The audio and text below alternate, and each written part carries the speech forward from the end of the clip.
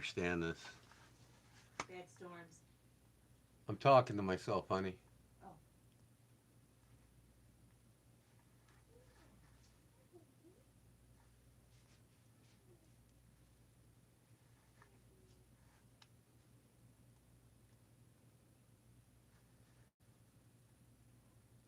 Well, I don't know how this live's gonna go, so using my notepad. No chat feed on my notebook. I don't know why. I don't know why. I can't get my live all messages visible. Okay, well, let's make them visible. Why can't I make them visible on my notepad? Hello?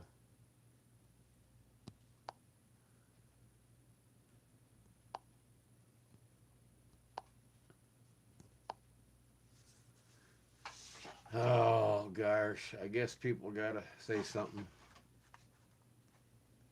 You should see the babies. They're all sleeping, four of them.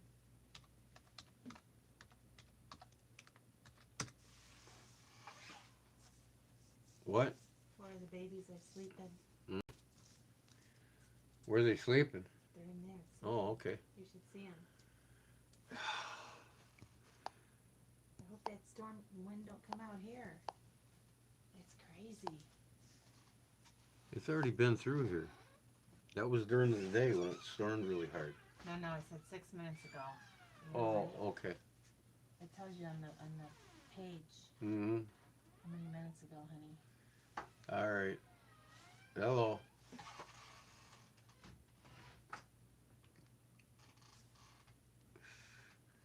Why ain't I getting no messages on my notebook? Can you say shout out? No, I don't know chiromantic. I don't shout out to people I don't know. Sorry. This is a knife channel. You here to talk about knives? We'll shout about that all night.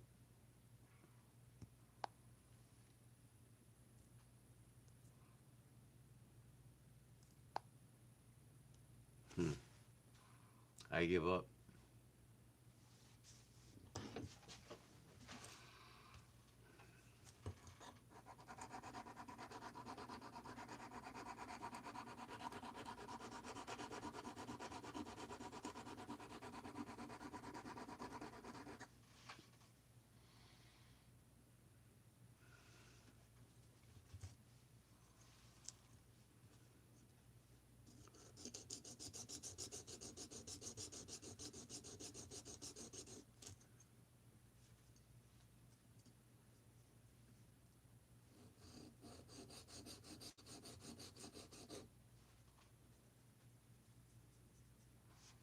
How am I gonna set my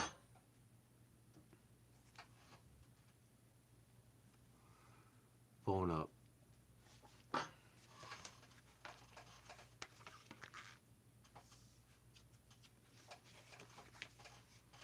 How am I gonna set my phone up?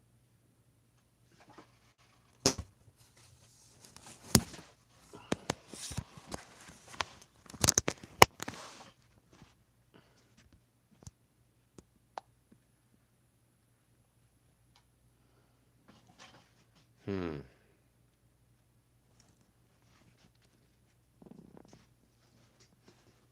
Why can't I see my chat on here?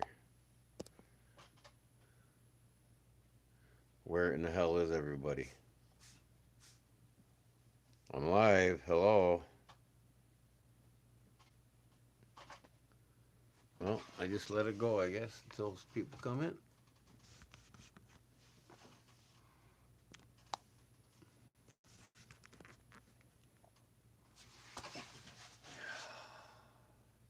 I hate technology with a passion. They rip people off constantly with it.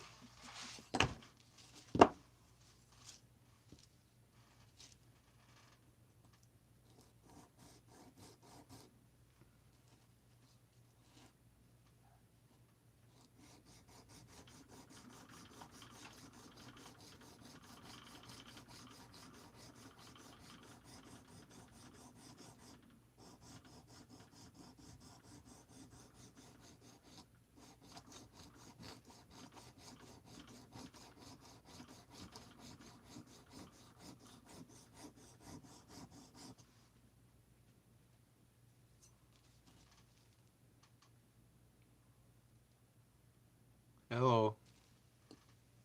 Hello, hello, hello.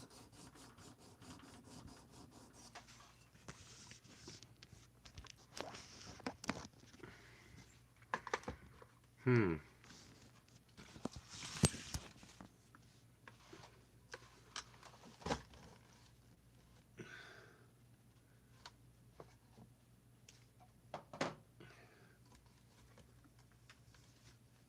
Hi, hi. Hi, hi, hi, hi.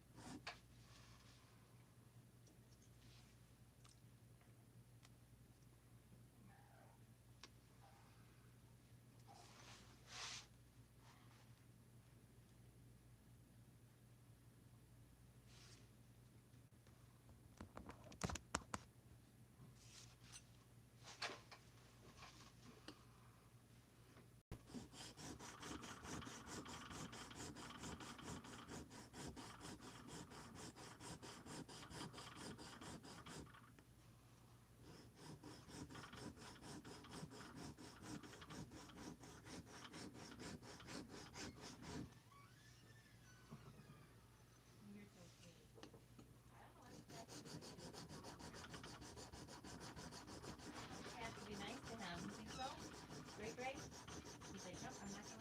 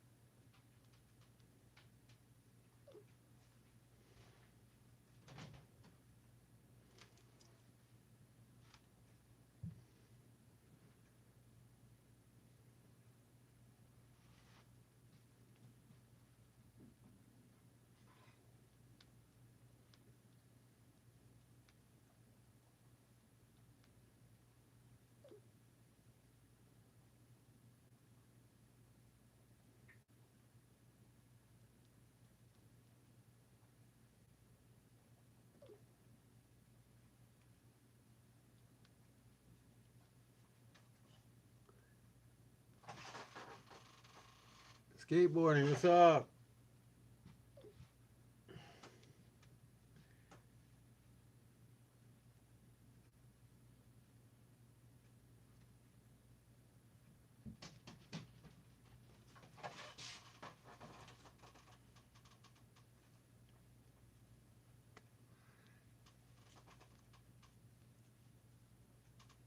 I'm working on a knife.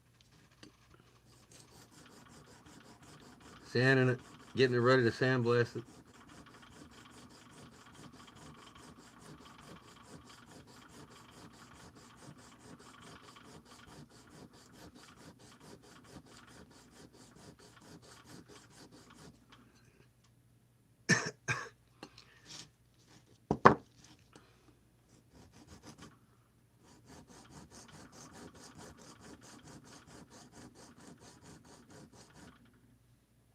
What's up, Paul? Wonder where everybody was. Only took you guys a half an hour to get here. I'm having problems, man. My cell phone is toast. I'm trying to record this live on my notebook tonight, and I can't schedule on my notebook the live because it's not synced with my cell phone, and it won't allow me to. I tell you what, you gotta love technology. It don't make nothing easy.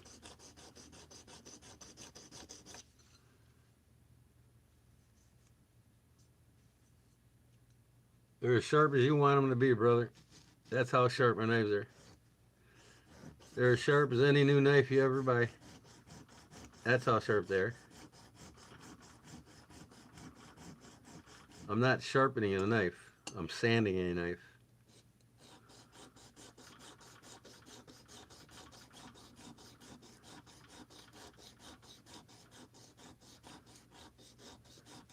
If I was sharpening that, I'd have it on an angle. I'm sharpening the bevel grind.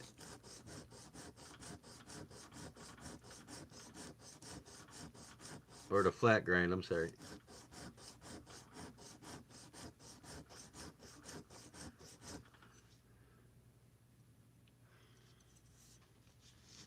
What up, David? How sharp are you knife? My knife all sharp.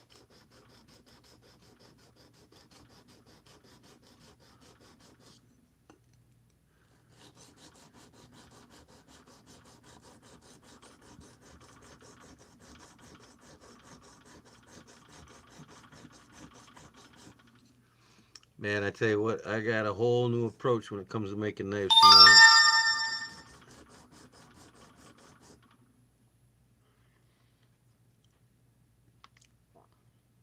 Happy Monday, Daniel Barry Sports.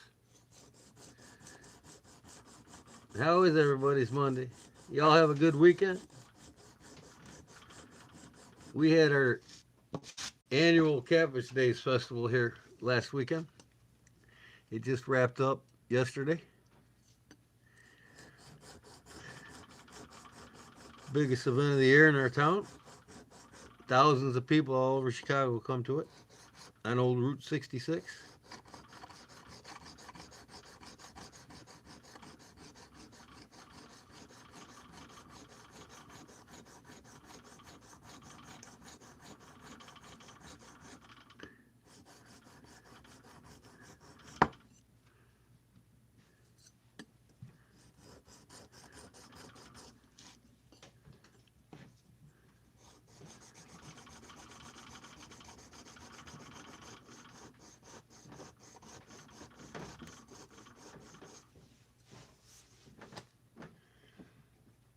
Ah, man, a lot of salmon, boy.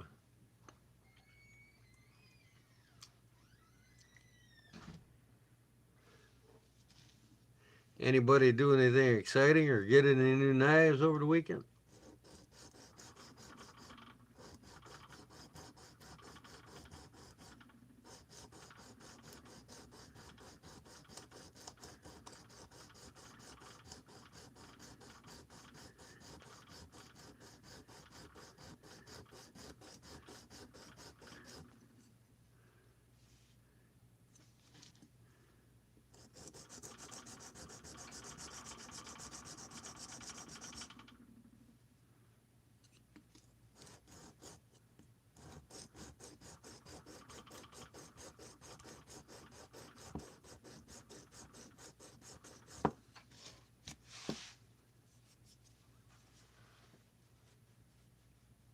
The heat sucks. Nah, I just been chilling.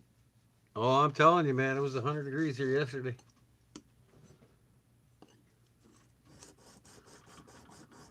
94 with a heat index over 100. And now we got more rain. It's going to get humid again, like you wouldn't believe.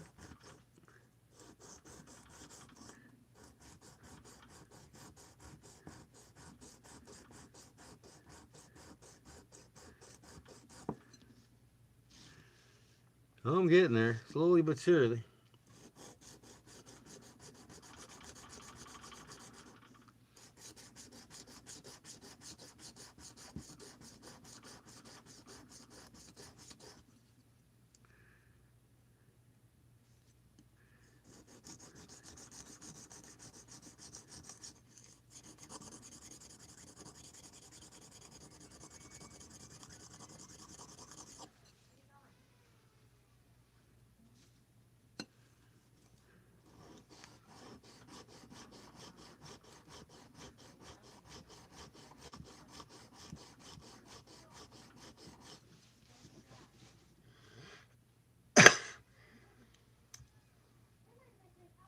You got a Victorinox climber knife yesterday. Awesome. I love my Victorinoxes, man. This one I use every day. Opening watches.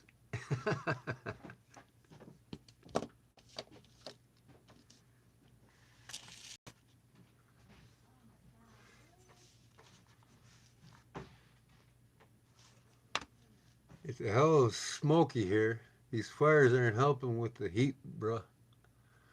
Oh, I hear you.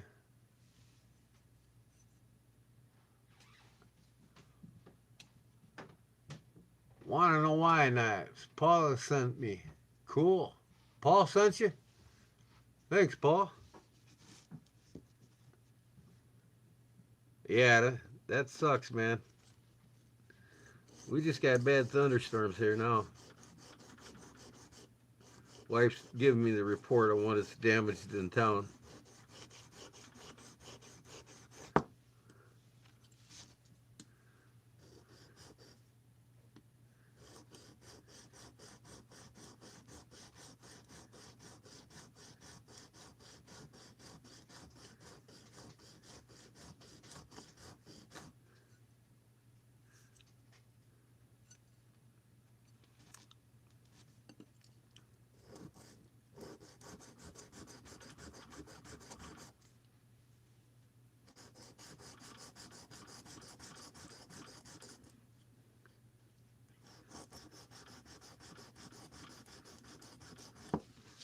This is Cliff's knife.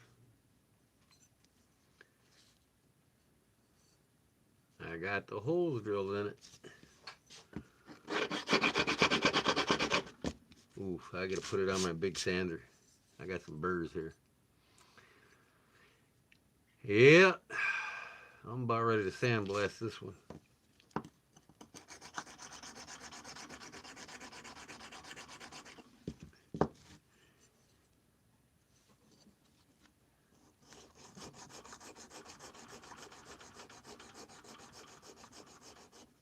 Well, hi, kitty kitty.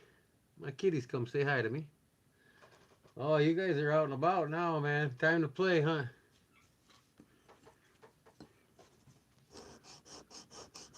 I've got 6 cats right in front of me right now wanting to play.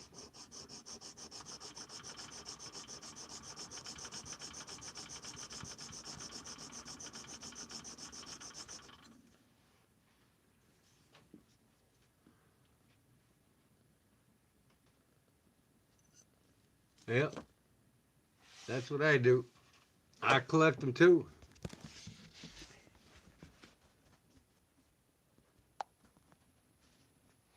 I've got every cabinet in here filled with knives. that that toolbox in the back, 2-tier high, it's all full of knives. I got my best collection over here in the cabinet. Yeah, I collect them too.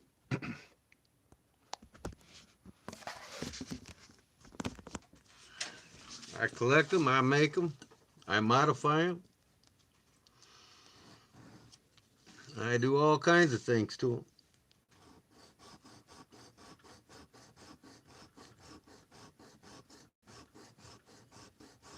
These knives here I've made. This one here. This one here I'm working on now. This is my newest Puko I'm doing for myself. I gotta start working on that one. This one here that I gifted away.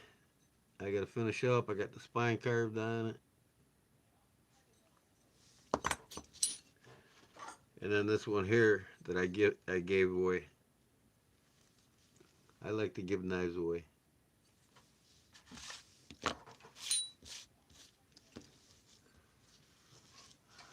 Any of my knives are for sale. Depends on what you want. You want a custom by me or custom made knife by me, or do you want a custom modified knife by me? I modify buck 110s, all kinds of different knives. I can do anything you want to a knife. Anything. New handles, carve the spines, modify them, take blades away to a folder, add blades to a folder, whatever you want, man. You got to be specific in what you want. You got to go to my channel, look at my work, and see what this channel is all about.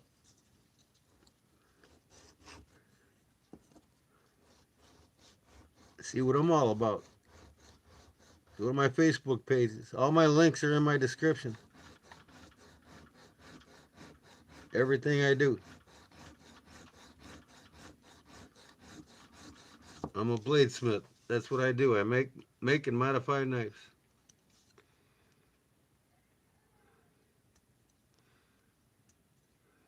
I make you a custom knife any way you want it. Whether it's a folder or a fixed blade. Prices vary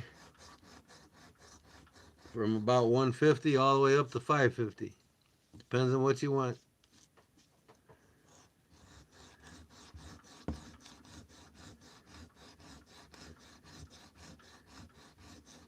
All I can say is just go to my Facebook pages or look around on my YouTube channel at my shorts. You'll see a lot of work that I do.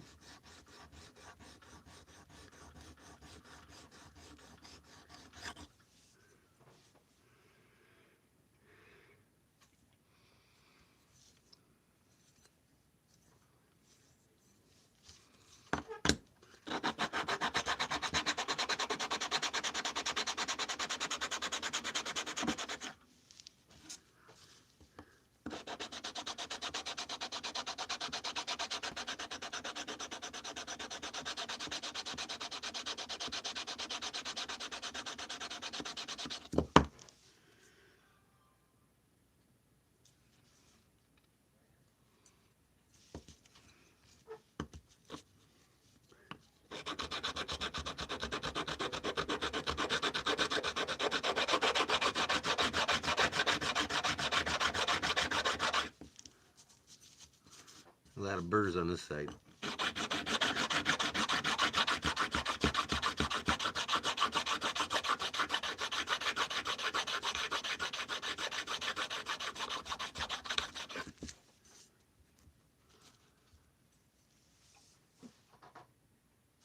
I see that, Paul. Thanks, man. Want to know knives? Yep. He said Paul sent me. Yep. Yep. Thank you. That helps the channel. You guys send new subscribers.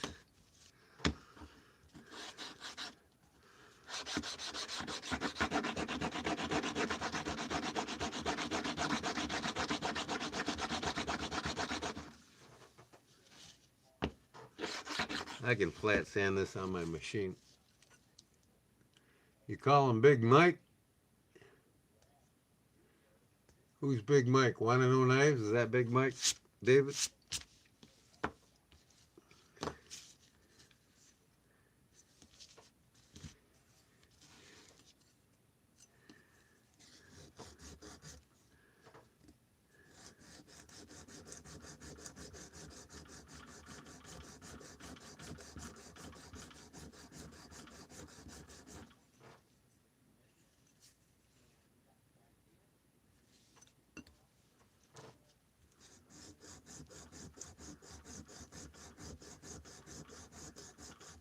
I wonder how many people's on Rob's Nerdy Knives right now. Let me go see.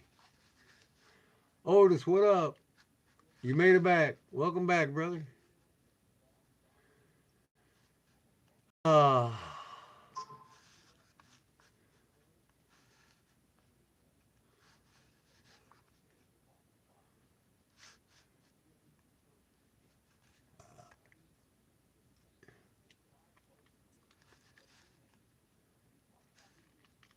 We'll reach back out to you. So thank you. Thank you. Rob WS is Workshop. Oh, yes, Workshop. Uh-huh. Yeah.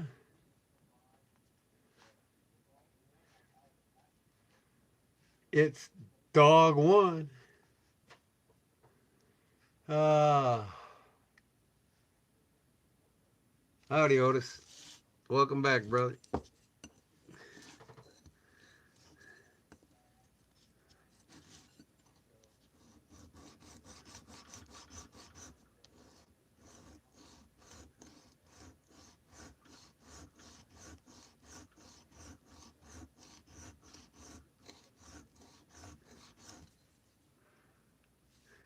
Man, I got a stubborn spot here, man.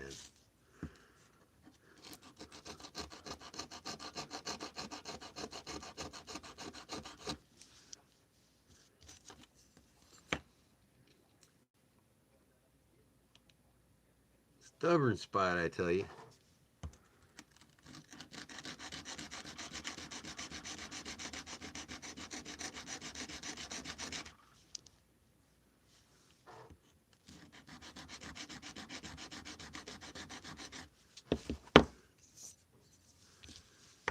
I think I'm going to go with this.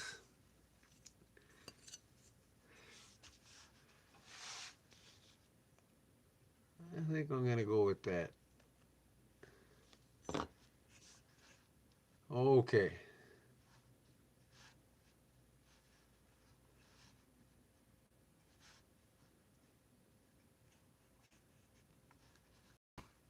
Where the hell's all the things at here? Huh. What?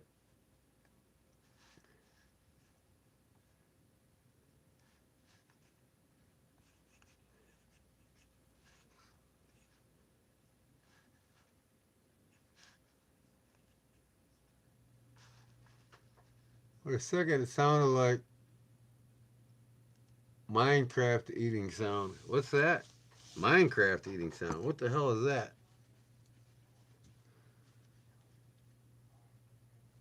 Minecraft eating sound. I don't follow you. Am I just that dumb or what?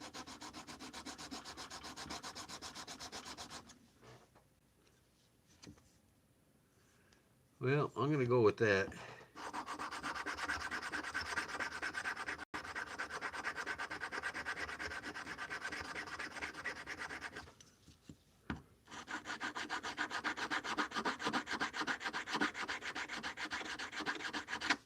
Man.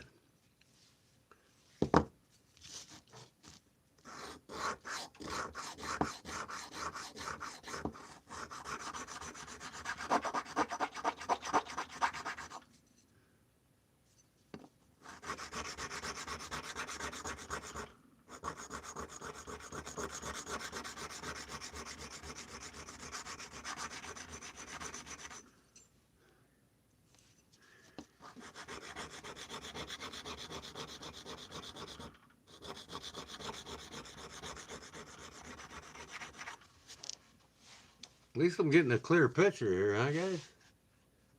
Barbara, what up? Welcome back.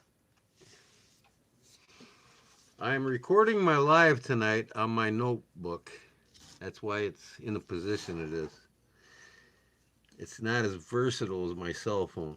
My cell phone's junk. I need to take it back and stick it in their ass. Sorry about the French. Man, you pay good dollars for these phones and they end up doing what they're doing. Not in a year's time. I mean, come on, man. I've only had the phone a year and I'm having major troubles with it. My lives are in and out and everything else.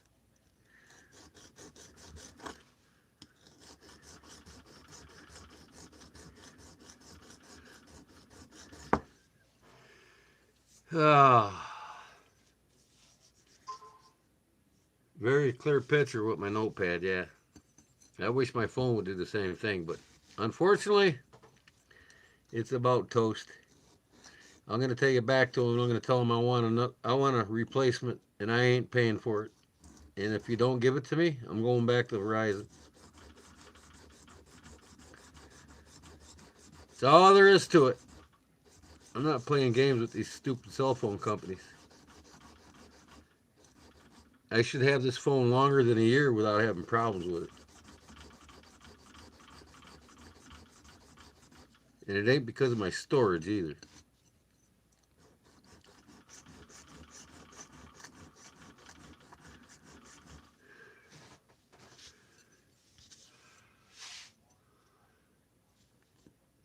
Thousand plus. What's that, Otis? Ah. Oh, thousand plus better picture? Yeah. If I use my phone, gosh darn it. If I use my cell phone right now, it would be all pixelated again.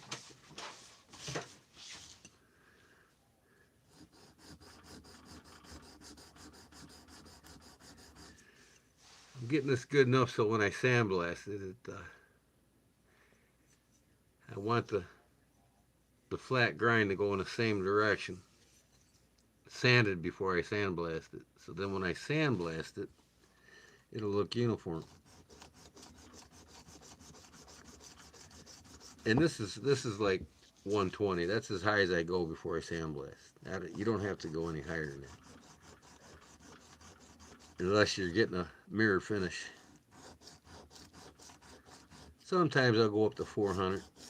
But I'm not doing that on these knives. These knives are free. They're going to get a quality knife regardless for free. Come on, man.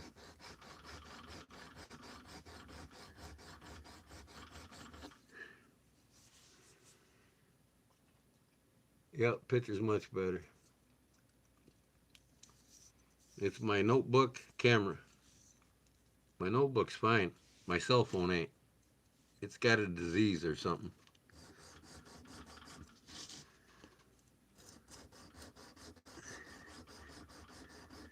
And, like I said, if they don't give me a replacement phone, I'm just going to tell them bye-bye.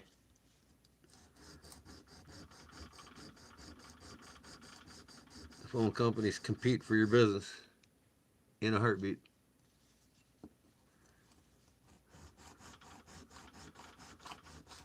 The only thing is I don't have a phone holder for this notebook that's big enough.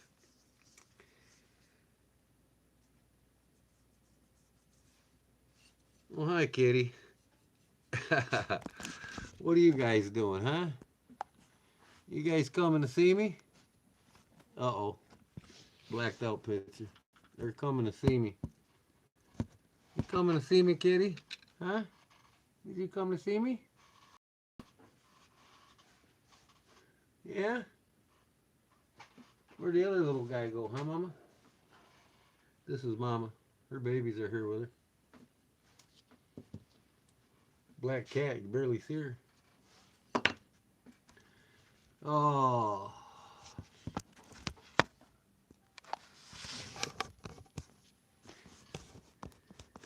Yeah. Why is my picture so narrow? I don't understand that. Maybe because I'm vertical, I don't know. Why is it colder outside than inside? Why is it colder outside than inside? Storms, maybe? I don't know. What is it, 105 inside and 100 outside there? You're in Africa, right?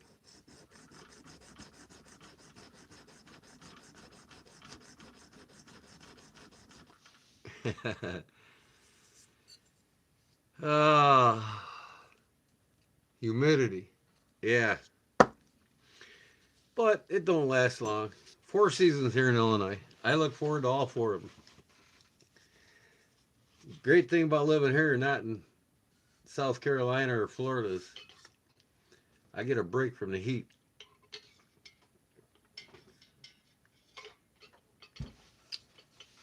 What are you doing, Mama? You want my attention, huh? Mama wants me to pet her. You want me to pet you, don't you? Okay. Oh, I think that's good enough. I'm going to go put it on the machine real quick.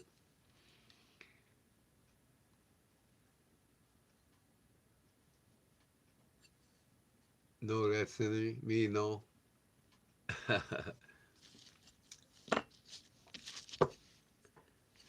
This is that modified Tonto that I did. This is for Kathy.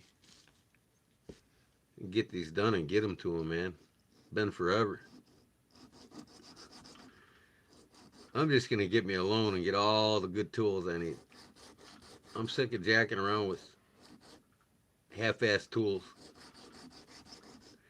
I want to get my shop set up like every other knife shop.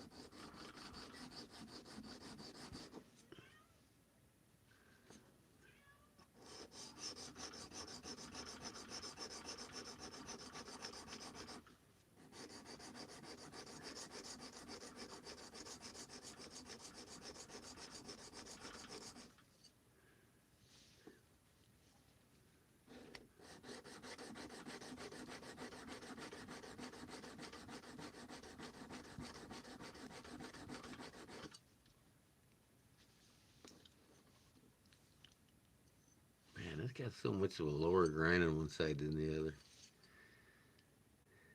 Huh. I don't care. For free, what the hell?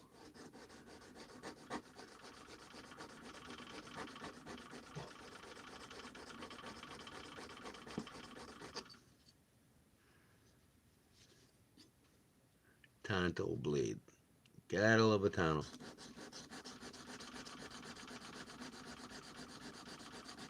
Looks like I'm sharpening the knife, but I'm not. She wants pets? Who's that? Cindy from South Africa. Oh, okay. Skateboard ain't from South Africa. Where are you at, skateboard? I can't remember. My old memory's gone to shit.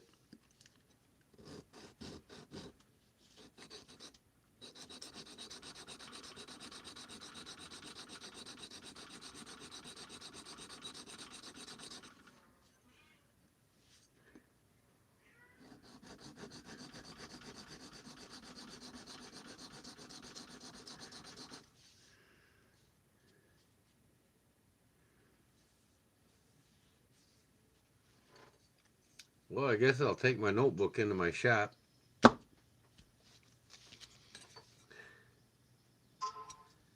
I'm not gonna do nothing with these tonight. Just these two. Ugh. What, kitty? You just want my attention, don't you?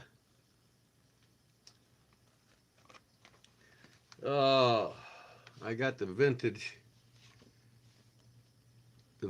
Hamilton on tonight. The vintage Hamilton.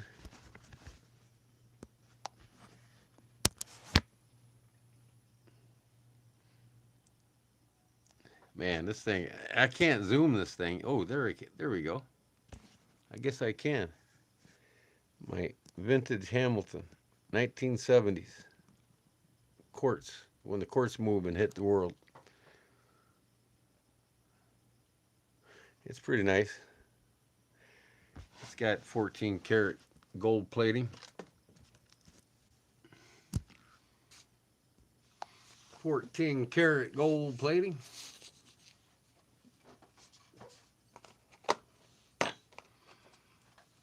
You want to see me? Come on.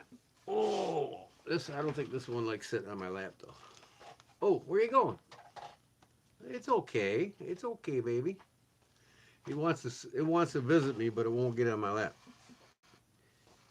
What's the matter? You want to go outside? Whatever. Where's my favorite one at? Ah. I want to finish this tonight too for Cliff. remember that. Oh, Rexy is being impatient for dinner. What is that, your dog, Rexy, or your cat? Clean look? What clean look? Oh, on my watch, you mean? I'll show you what my wife got me for an anniversary present.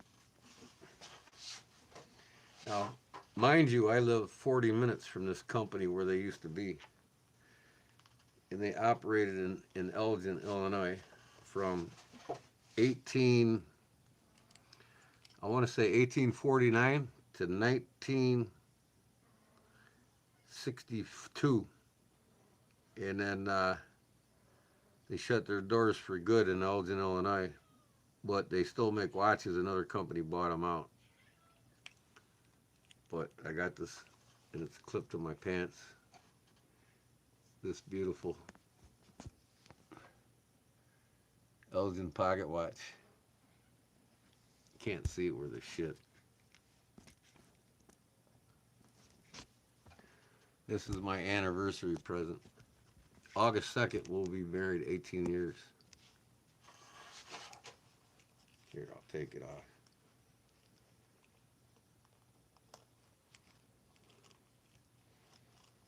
It didn't come with a chain, so I made this cool chain up for it. It's got a little clasp thing. I put it around my belt loop. And then I just clasp it on.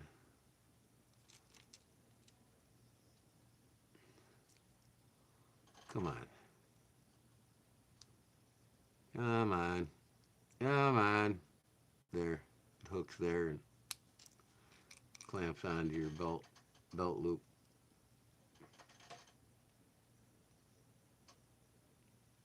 And I put a dangler thing on it. I'm gonna have it engraved, my anniversary from my wife. So I made the chain for it.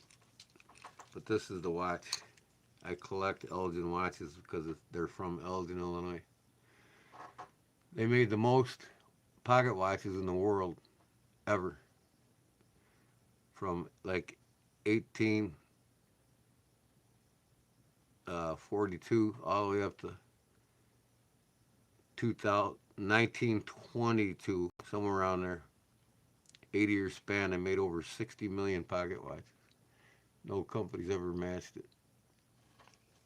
It's got a beautiful movement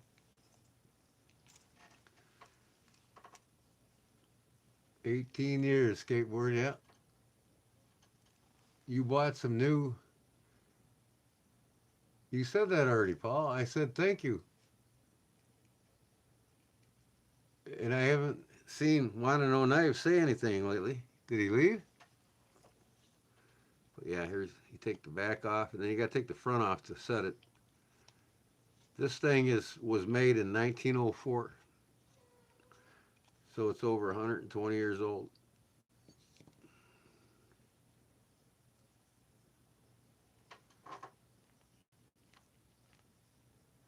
Isn't that beautiful? Just the design on that metal. This phone don't do it any justice. I got to take it apart because I got the minute hands catching on the second hand on the subdial. So I bent it on accident when I was putting it back on the watch. I had the hands off and I had to put them back on, and I bent the second hand up a little too high. So I'll take it apart tonight when I'm done with my live. But screw that back on. That's the back of the movement.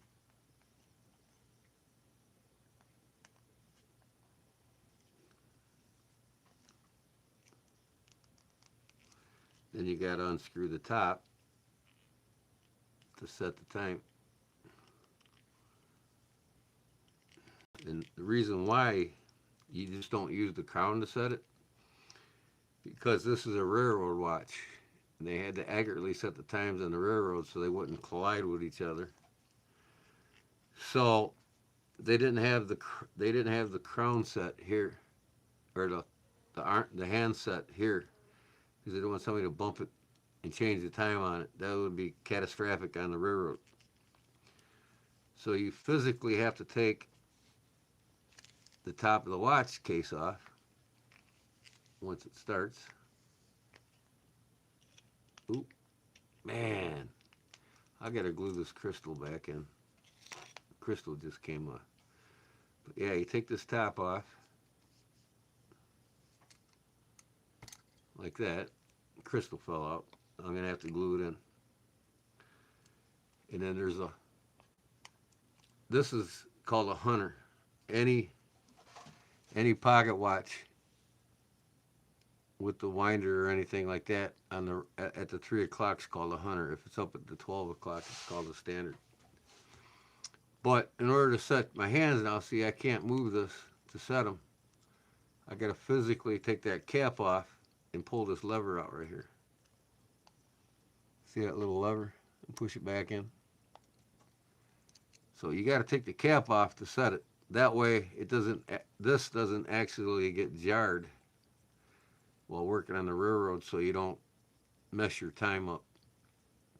It's a safety feature. Now that I got that pulled out, now I can set my hand, see?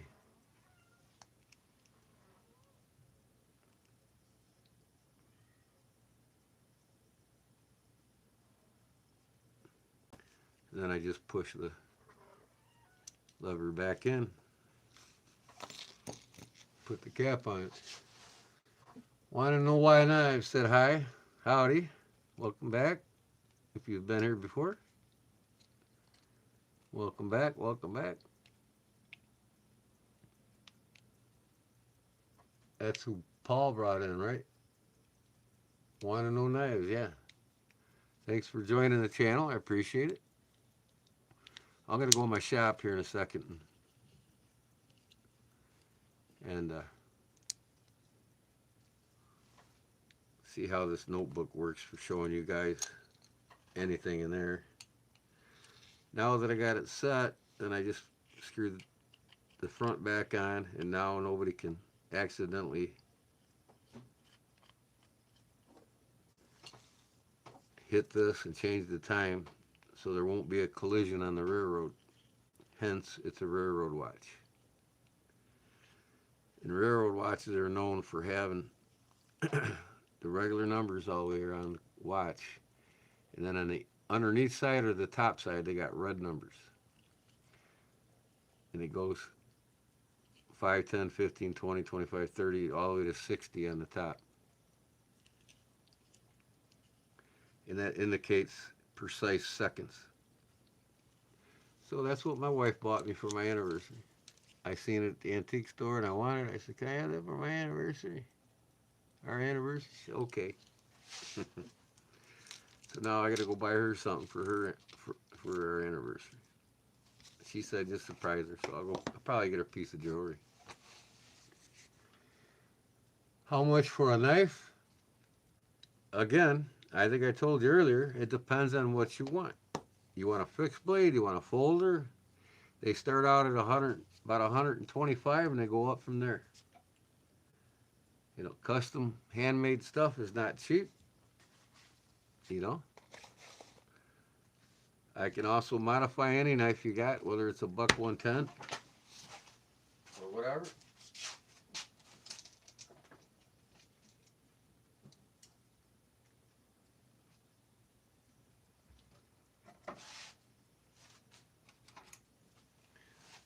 Just to show you some examples here.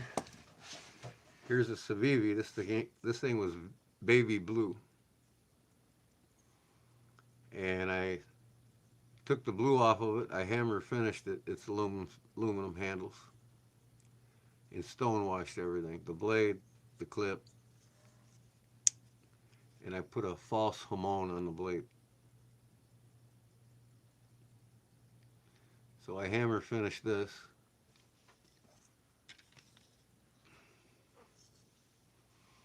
Trying to get good lighting here.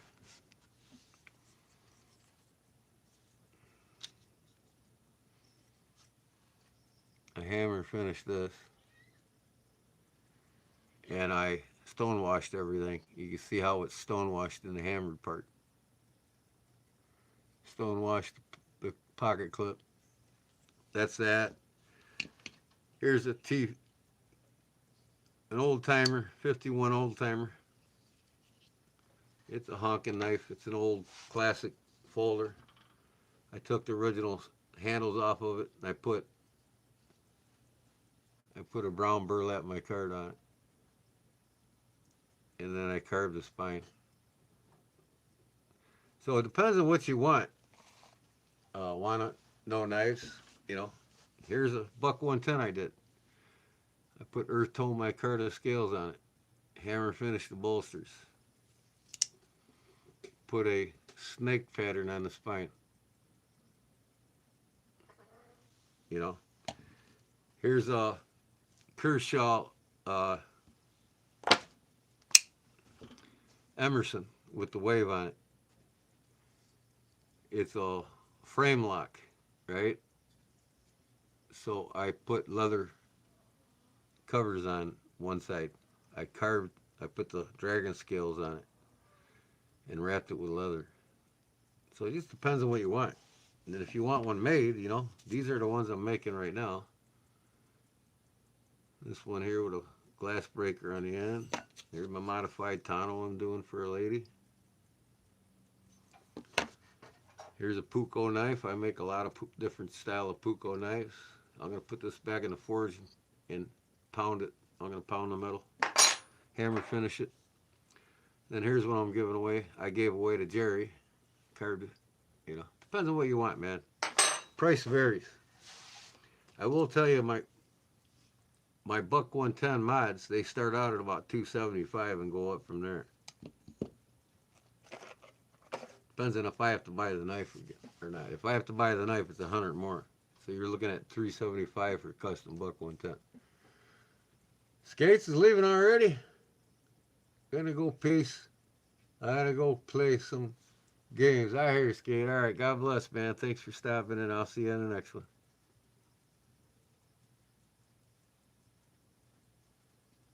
You like that tonneau? Yep, I can make you one. This is my own design. I mean, it's kind of got that, I don't know if you know Extrema ratio knives made in Italy. It's got that vibe of a handle on it. They got that cut out here for your 3 fingers or 2 fingers. Nice little, gonna be a pocket drop. Nice little sticker. This is my modified version of a tonneau.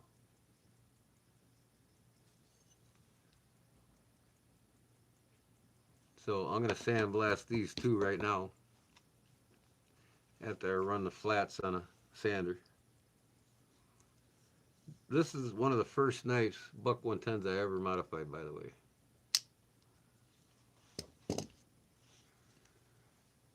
How much for the Civivi?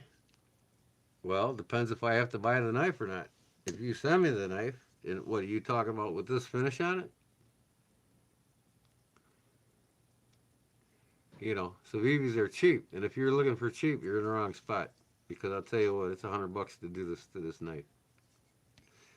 So you're going to take a $67 knife, and it's going to be $167, worth $167 when I'm done with it. If you pay $100 on a custom mod on one of my knives or one of your knives, it's going to, in value, it's going to go up what it cost you to have it done. Just remember that. So you buy a buck 110 custom. Just to buy a new buck 110 is $100, like $90 to $95 new now. They raised their prices on them. All right. And if I charge $250 for the work plus the knife, that's $350. Well, that $95 knife now becomes a $350 knife in the collector's hands. A collector will buy this knife for $350 because it's one of a kind buck 110, see?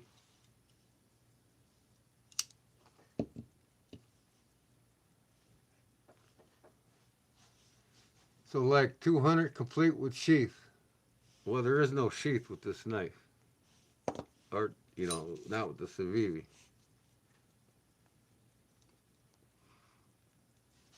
No, you have the knife, you have the sheath. For a buck 110, it's going to be about 275. If I have to buy the knife, it's going to be 375 with your sheath. You don't need to send me the sheath, just send me the knife.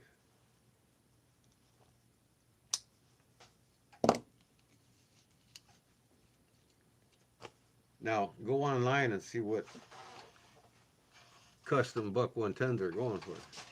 You'd be lucky to find one under $300. 325, 350. Kyle knows where they out of Canada. He charges $425 minimum for his buck 110 custom. And there's a lot of work that goes into it, so it's not cheap. I mean, if you collect cheap knives, go ahead and collect cheap knives. But if you're a collector of the buck knives and you want to, upgrade them and get more money out of them when you go to sell them, then you're going to pay a little more. Hey man, be safe, he says. Oh, I'm always safe. I hope you're safe too. I want what Kathy got. What did Kathy get? I can't remember. Did Kathy get something from me? Oh, Kathy. This one here. From,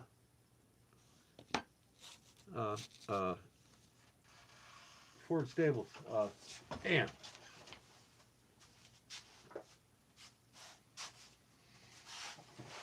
Burning Stables Forge. Yeah.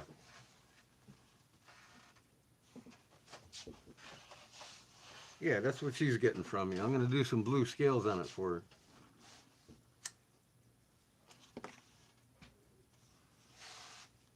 Well, if you want one of these, again, it depends on what you want. You want a Kydex pocket drop sheath? You want to make it a pocket drop? A neck sheath? Or combination neck and pocket? Or leather molded? Or just a regular leather sheath? Now, the sheaths vary too. I mean, basic sheaths start at about $47 and they go up from there. If you want something carved on it, it's going to almost double the price. Like $120 for something carved and done up custom. So the price varies. You tell me everything you want and I tell you the price. So my links are in my description. If you want to talk to me about getting a custom knife made, I'd be more than happy to make it for you. And prompt. Those who pay get things prompt. Those who don't pay take forever to get their knives from me. But all my links are in my description, my email and everything. It's in my description on my YouTube channel. So my email is in my links in my description. You can email me and we can even talk on the phone. When you email me, you can give me a number. I can call you or you can call me.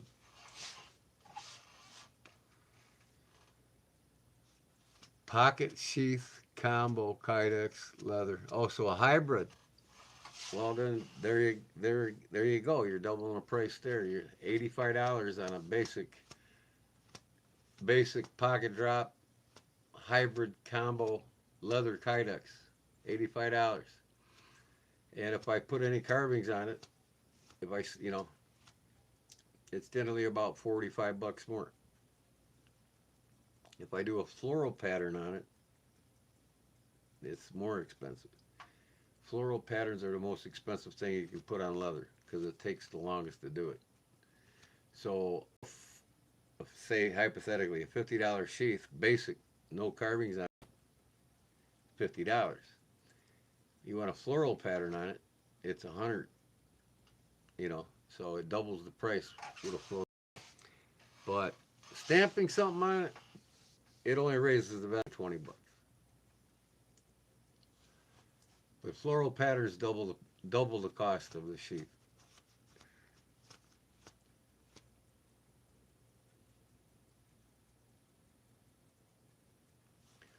I made this last Sunday or last Monday and gave it away to Cliff. This is I gotta finish it up tonight. This is what you put your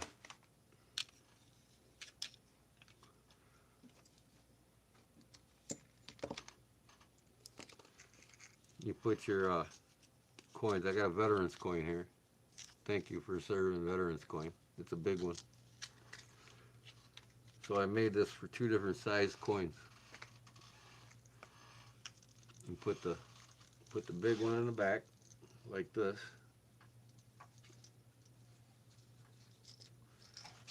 And it's got a finger thing that you can push it up, pull it out better. And then your smaller average size coin. This is an Armor of God coin. It goes in the second pouch above it. And it takes some time to make these. These are like 70 bucks. If I make a single pocket for one coin, it's only 55 bucks.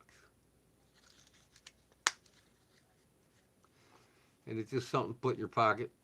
You know, I can also do belt loops on them if guys want to put them on their belt. But who wants to put a pocket coin on their belt?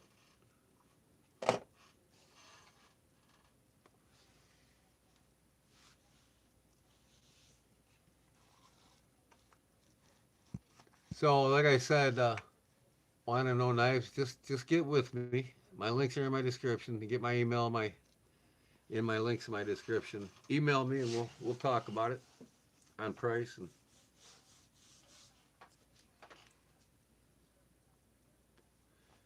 we'll go from there. And if it's a custom, I'm making it. There's 7 to 10 day delivery time. So in other words, from the time you pay and I start it, 7 to 10 days. You 7 business days to send it in the mail. So generally about 10 business days it'll get to you.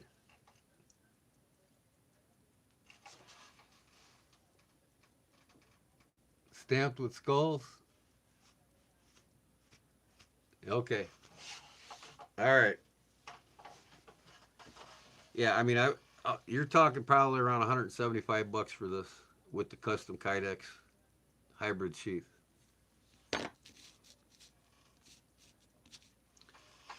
So, and that's cheap for a custom knife.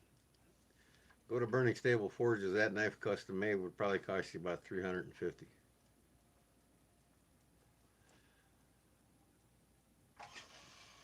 Yep. I haven't done many tonneaus. This is like my third tonneau. And it's my version of one. You know, it's got a sharper point on it. I believe a Tonto should have a much pointier point on it to go in. It's kind of like a reversed Warncliffe.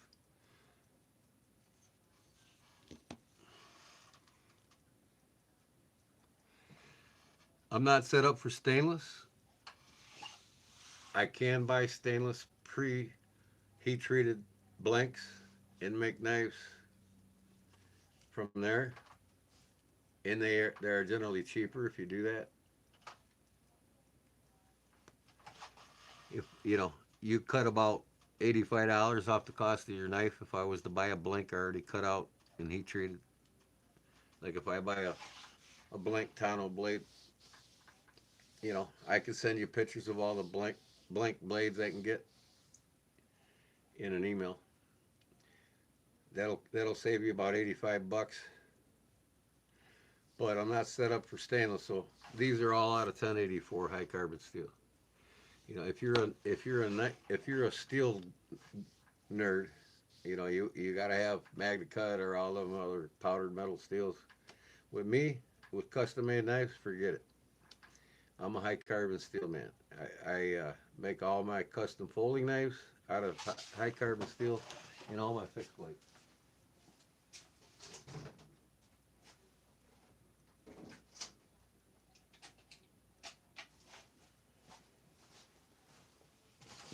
Here's 3 of my traditional knives.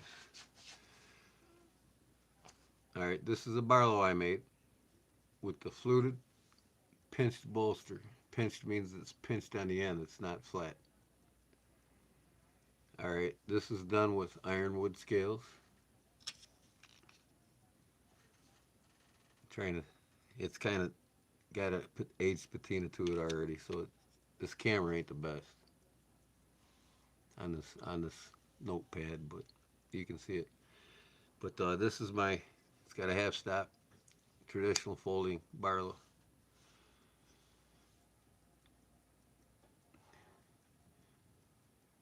Kodiak edge on a blade. And then I got the spine carved with the S pattern on it. And then there's an arrowhead on the top, bottom of the blade there. This is my traditional folder. It's 1084. Here's another one of my, this is my lockback, like a buck 110 but smaller. This is all custom made by me with the burlap micarta.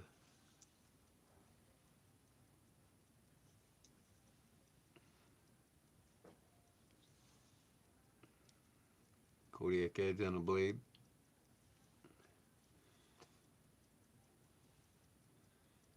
I only carved the blade with a vine pattern on it.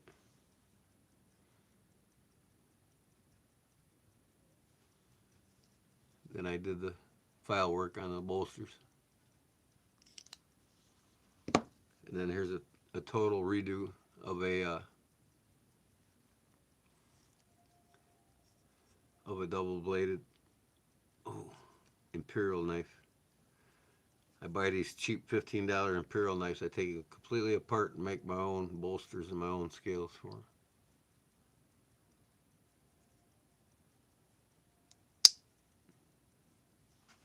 That's tiger wood, by the way. Leopard wood, not tiger wood, leopard wood.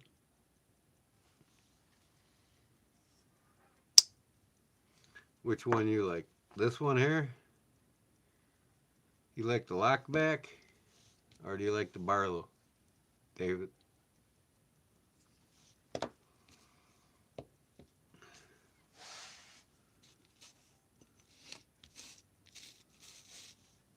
Now I'll show you my custom fighting knife. Get it out here.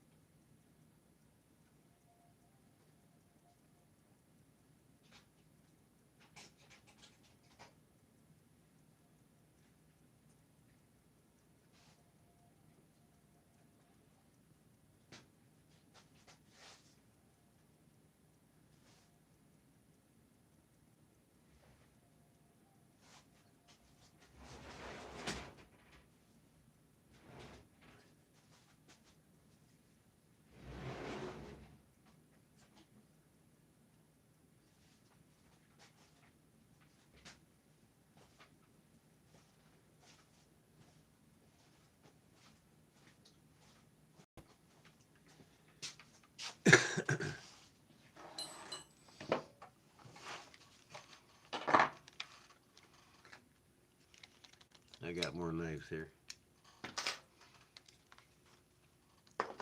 Just to show you what I make.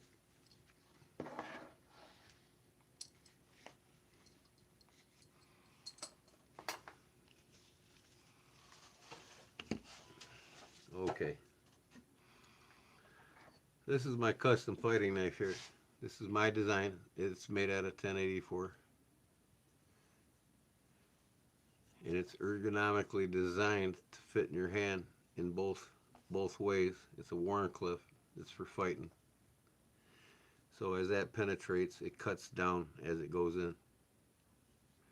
Leaves a much wider gap when it cuts, and it'll sever a lot more than just in straight.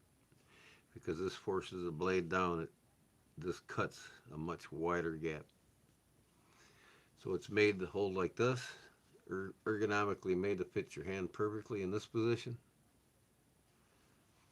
and this position. And it's got a guard here in front of the finger. And this one comes with the Kodiak grizzly head lanyard. It's the real leather. I got to make a sheath for it, and a young fellow made these scales for me. And then I got the vine pattern carved on it. This is the whole all bells and whistles on this knife. The first one I made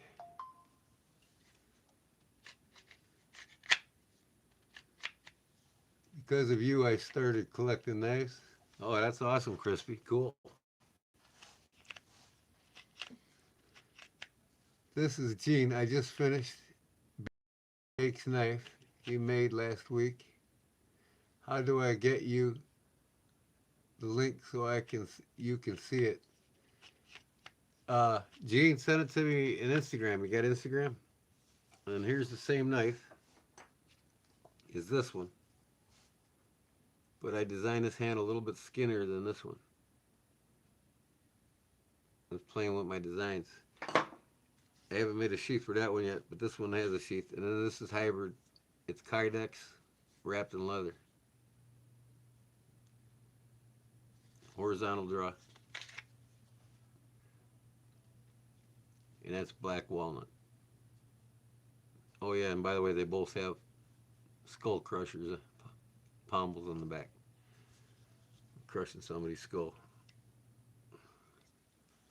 But yeah, that's Kodiak leather.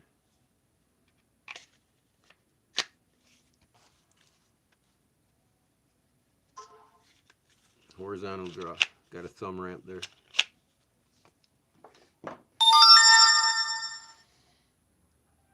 Send it to your email. Let me see if I can bring it up. Hold on.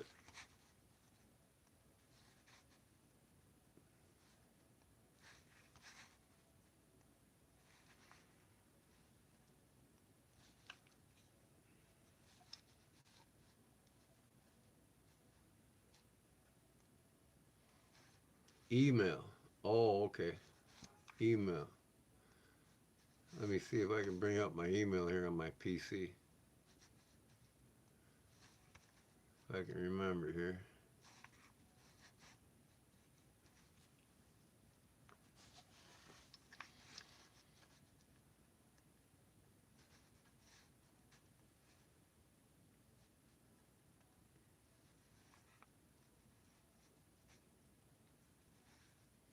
I can't remember half the time what to do here. Oh, hold on. I'll just do it on my phone. Since I'm not using my phone.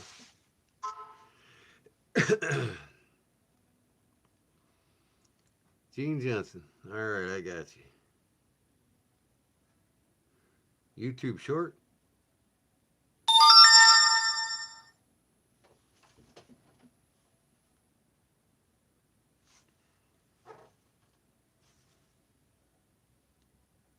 That's pretty cool. Nice. What is that, a stick? Or is that an antler? Whose knife was it?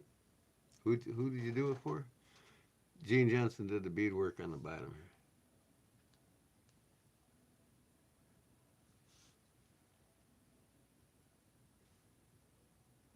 here. Yeah, I'm sorry I can't show it a better picture than that.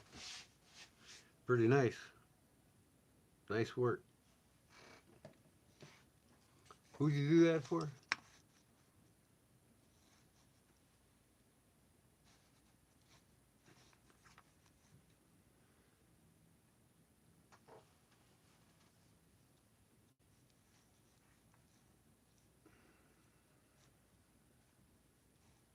Oh, you did it for your husband, Jake? Jake Johnson? Sage? Cool. Her husband. Okay, I got you. Yeah. All right. Here's one of the latest knives I made right here.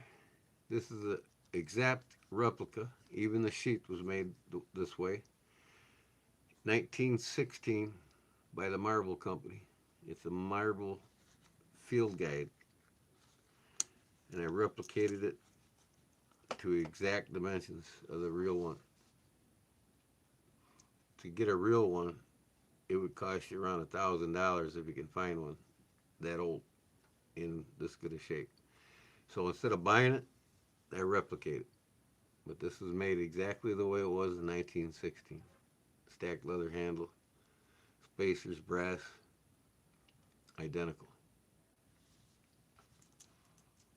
That's my personal fixed blade that I carry.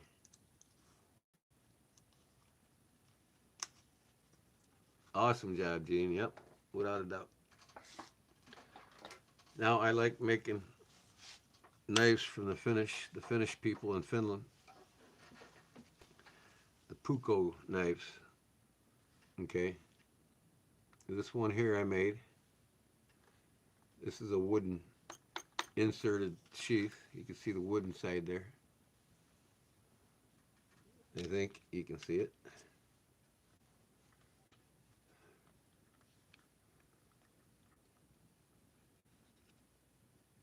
There you go. See the wood sheath inside there? And then I made this furlue out of hollow brass. This is solid brass. The palm on the back. This is stacked birch bark, and then I inlaid it with brass, like a floral pattern. This is called the Puukko knife. And then this, I made this clasp for it out of brass. Belt loop clasp. It just it's a dangling. The Finnish Puukko knives are dangling knives. So what you do is you push down on this, pull that ring off, slide it on your belt, push it down, and then put the ring back on and hold it in place.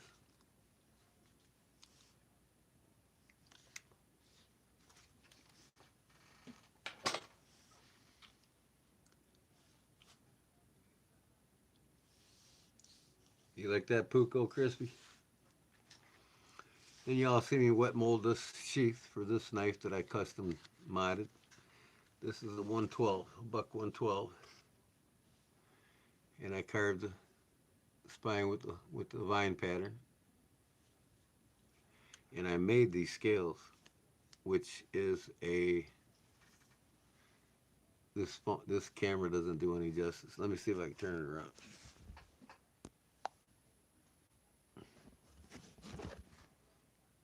There, Scotch-Brite.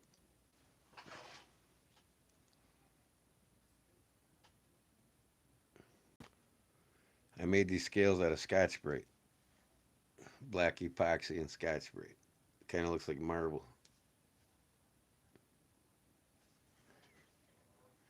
And then there's the sheet that I wet molded it to. Oh, and I etched my name on it with electricity and salt water. It's my personal knife. I didn't get fancy with the letters, but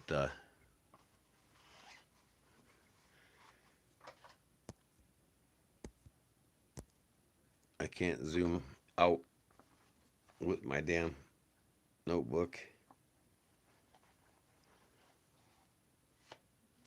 But and it's got a spot for an Olight to go in. Belt carry. And then here's another one I did. Belt carry. Custom modded buck 110 I did. Wet molded sheath. And then an Olight goes in there. And then I got this here unclips off for your keychain. So, like I said, it depends on what you want and whatever you like. I can totally custom modify anything. This is some scales that I made out of real turquoise and real opalite in clear epoxy. And then I carved it's kind of like a half moon shape on the spine. And it's a fluted pinched bolster carving on the bolster here. and just fluted in the back. So I'm yet to finish and polish this up. And maybe soon I'll sell it. Somebody wants to buy it. With the sheet, that's a $425 setup. So, and then I can make these for just about any knife. This here is a Kodiak's pocket drop. If you want to pocket drop it, you just detach the neck lanyard like so with the ulti clip, and you just pocket drop your side buster. This is a case side buster. I can make these for just about any folding knife or any fixed blade. If I can get it out. Let me put this camera back down. Yeah, it's a neck knife sheath. And then you just attach it here like that. You know, you can adjust this to make it tighter on the neck. And if you want to pocket drop it, and you don't want a neck knife, I think I'm the only one that offers this out of all the knife makers in the knife community. You know, and this is just a folding side buster from Case. You know, but I can make these sheaths for just about any folding knife. And how often can you carry a traditional folding knife in a neck sheath or pocket drop it, right? So then you just open this ulti clip. It's off the neck knife. Put it right here.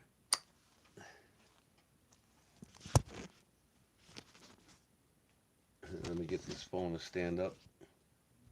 Stand up, darn it. It doesn't want to stand up. But anyways, there it is. Pull out your traditional knife and a pocket drop. It's right there instead of digging into your pocket, right? But if you don't, like I said, just take it off. So you can leave this under your shirt, you know, depending on what you're doing. You can switch out how you're going to have the knife. If you're doing something too cumbersome where you're working on something and you don't want this slapping around on your shirt or on the outside of your clothes in the summertime, you can put it inside your t-shirt. But if you don't want that slapping on your chest, just take it off that neck lanyard, pocket drop it.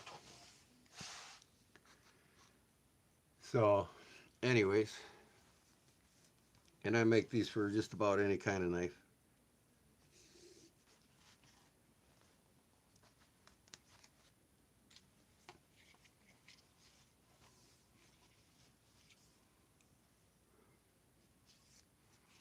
Fully adjustable. Custom made by me.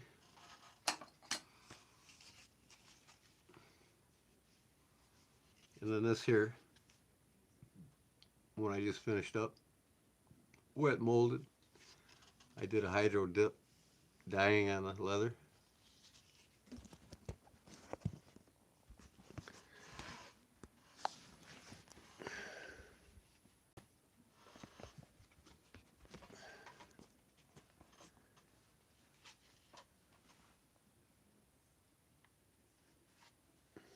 Belt carry. And then let me get the knife out here.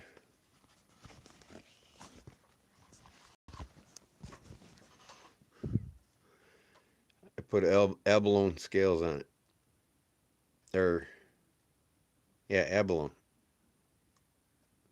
This is a Klein Tools folding hunter. It's kind of got like a clear coating. You can see how clear my fingers through the scales. And an abalone bottom on it.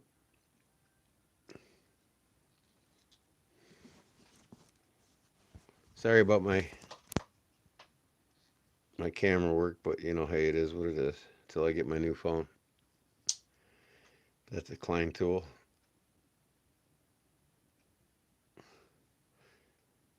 spine pattern on the spines.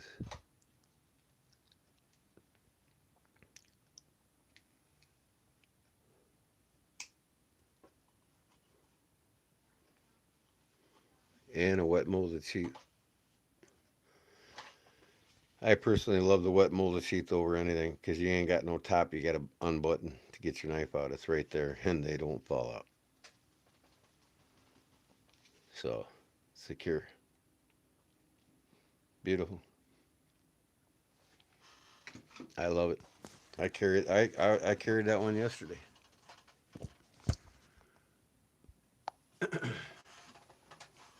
So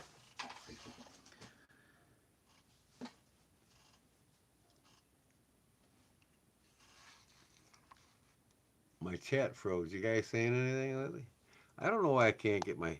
I had my chat before, live chat, on my notebook, and now I can't bring it up. Is there a trick to bringing up your live chat? Anybody know on a notebook? I hit the lower left and it says live chat, all messages are visible. I click on that and I don't see anything. Where'd they go? What? How do I bring up my chat log on my hide all, unhide all, live chat? All messages are visible. Okay, I do that and I don't see no messages now. Why?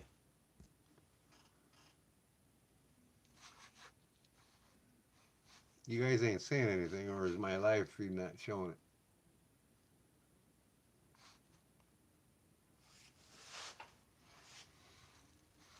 You gotta love technology, man. I'm telling you what. Only smart are the people that make it. Not very smart.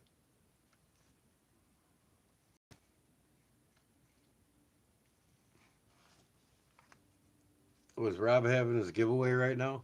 You guys are all concentrating on Rob's Nerdy Knives Live or something? Nobody's talking?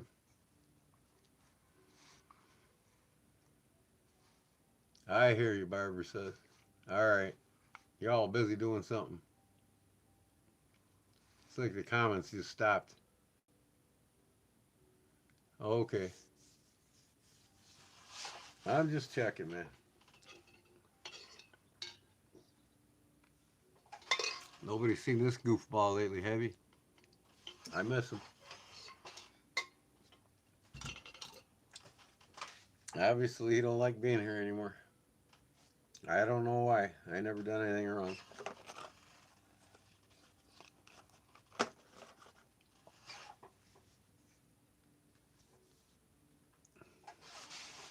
Man, this phone's just only got one. I can zoom in, but I can't zoom out as far as I want. It's probably not the greatest pixelization, but it's a basic notepad. But it's got a hell of a lot better picture on it than my cell phone. I'd be all pixelated right now with my cell phone. So I'm taking that thing back. I'm going to tell them, you either give me a replacement or I'm going to Verizon. Your choice.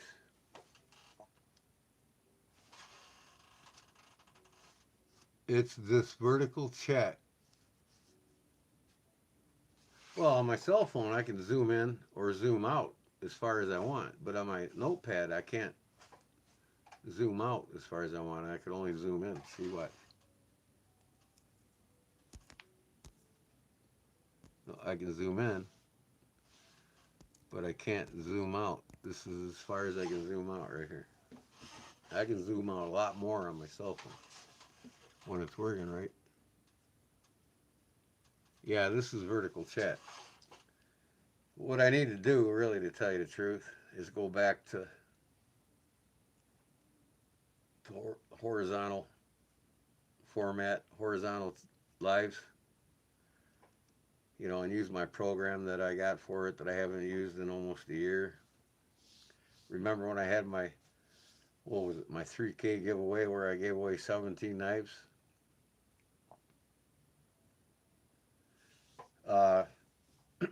When I gave away all the knives, I was using that horizontal chat live. But I think it's better for me to do the horizontal live, to tell you the truth. But you guys on your cell phones will get a horizontal picture, which makes it smaller, unless you turn your phones, then you can see the full horizontal live. But, you know, I can use several different cell phones for cameras in several different spots on a horizontal live. That's what I need to start doing. And now that I'm not getting as many subscribers as I was getting going vertical, I used to get 20, 30 new subs every time I went live. But that's when I was live 4 or 5 times a week. I was out there more, and my algorithm was up higher, and more and more people were seeing my lives. And generally, they do see your lives more in the vertical mode on the cell phones than they do the horizontal. But somebody told me that's probably changed. I don't know. Then you can't see the chat if you got the horizontal, yeah. Well, you can if you set your phone to do that. But it scrolls across your screen while you're looking at me. And I don't know why.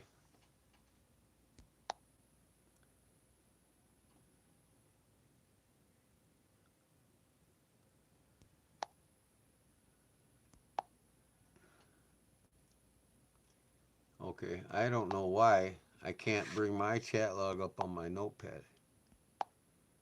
It's just not working for me.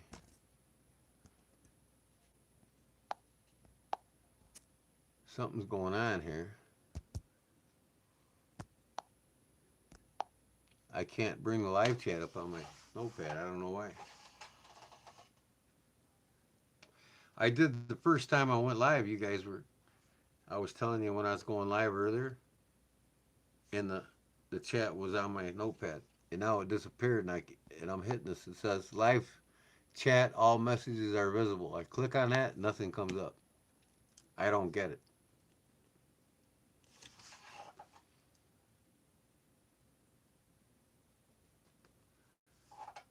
So I think I'm gonna go in the other room and set my phone up, and I want to sandblast these so I can hydro dip them and stonewash them. I want to get them done this week. Get them out. On the 1st, I got to send Barbara her knife, Paul his hat, and I got a little something for him. And then a little something for Barbara, uh, Kathy, and Cliff. I want to get all 4 of these out. Oh, and Charlie Cook. I got his knife. I'm going to send out to him too. So I get paid on the 1st. I'm going to get everybody sent out. What do I think of a tonneau blade? Well, I like making them. I mean, it's just a preference, what you like. I mean, personally, this is not my favorite style of blade.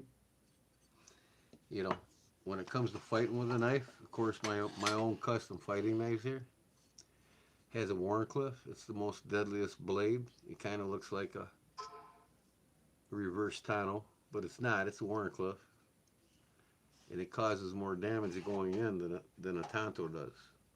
You know what I mean? Personally, that's why I make this knife the way I do. It severs more veins going in by this pushing the blade down as it enters. This doesn't. This just goes straight in.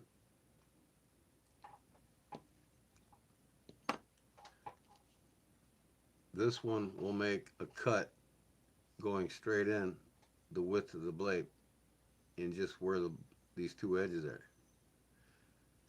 This one will make a cut going straight in double the thickness of the blade, the width of the blade.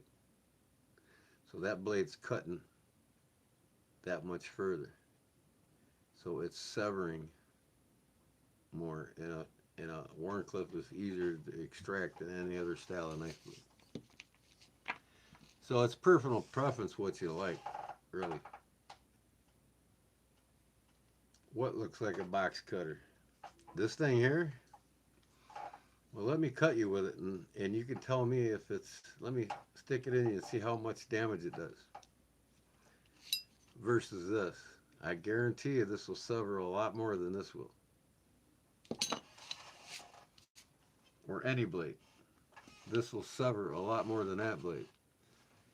See, a lot of the newer knife enthusiasts look at a straight blade as something to cut open boxes. Well, you can cut open boxes with any knife. Yeah, it's got the shape of a razor blade, but you know what? This blade is the most lethal blade that you can have on a knife when it comes to fighting with it. Not opening boxes. And yeah, it can open boxes too.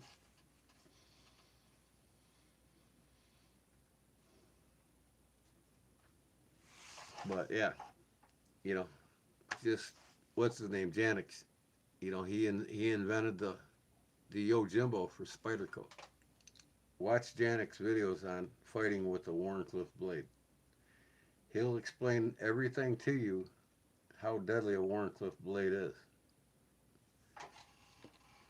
Because especially not just sticking, but you're going across somebody with a blade like this. It's all cutting edge all the way across. There's no belly in it. Like this has a belly. This from here to there will cut the most prominently, whereas as the knife's exiting or going away from the torso, this part ain't gonna cut as much as this because all the energy's in the flat part of the blade. You got this, and when you come across somebody and you hit somebody's arteries or their body, it's gonna slice all the way through. See what I mean? There's no weak point at the tip.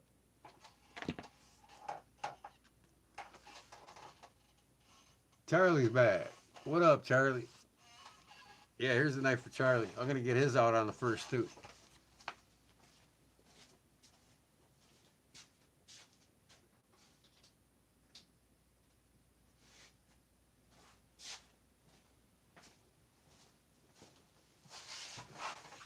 There's a knife that I gifted Charlie. It's got the bear claw on the top, Wharncliffe style blade. It's got the. I gotta turn the camera around. This just doesn't do it justice.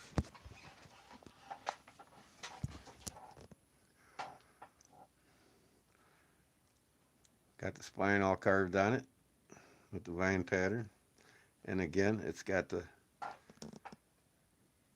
Scotch-Brite pads that I made the scales out of.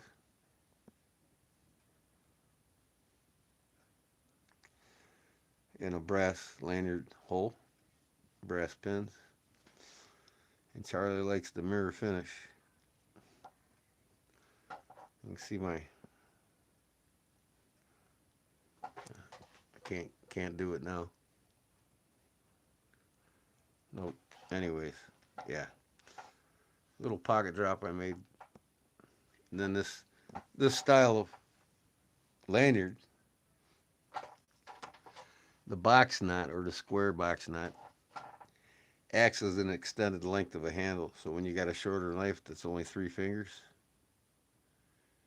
that lanyard gives you more to grab onto. So you won't lose it as much as you would with just 3 fingers. That's the best lanyard to have on a knife that's only a 3-finger knife.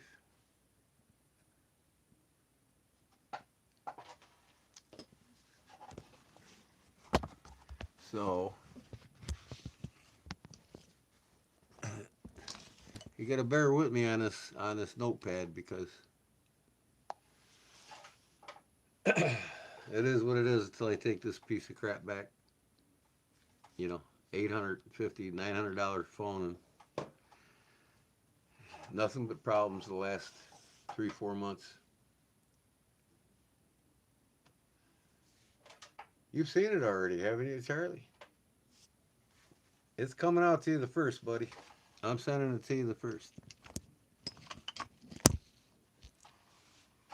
I'm kind of jealous. I like this, but I got a couple more of these that I made that I haven't finished up. I think I'm gonna follow through and make myself one.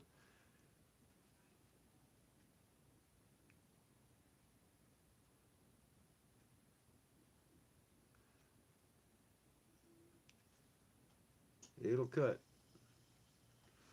This might be your new favorite pocket drop, Charlie.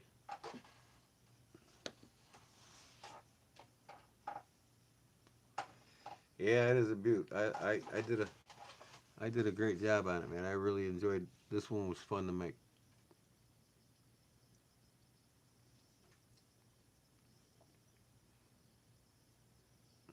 I don't have the greatest bevel sanding on it, but the rest of it's mirror finish.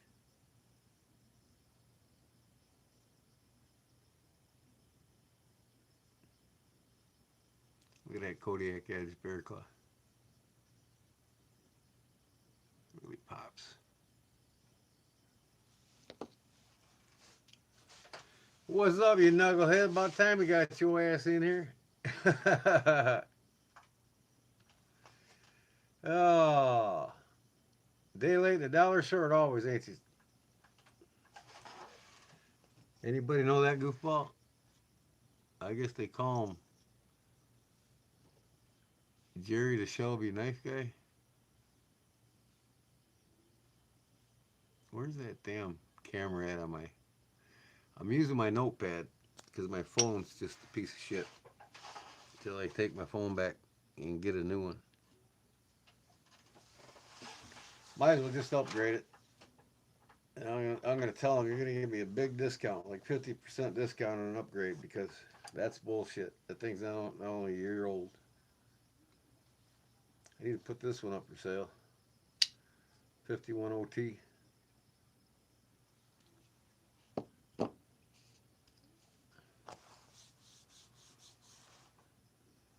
So if I go back and I work on these knives for a little bit, I'm not going to be able to see the chat because I cannot bring it up on my notepad. Live chat, all messages visible. Okay, well I hit that button and I don't see nothing. How in the heck do I bring up the chat?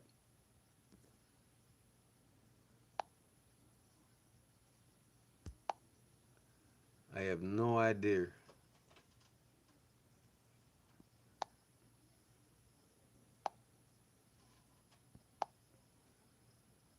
It just doesn't work.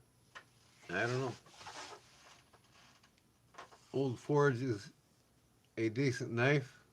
The brand Old Forge is a decent knife. What's that, Charlie? Old Forge. Is that a knife company? The brand Old Forge is a decent knife. Where are they out of? Smoky Mountain Knife Works? Is that who own them? Do they own Old Forge knives?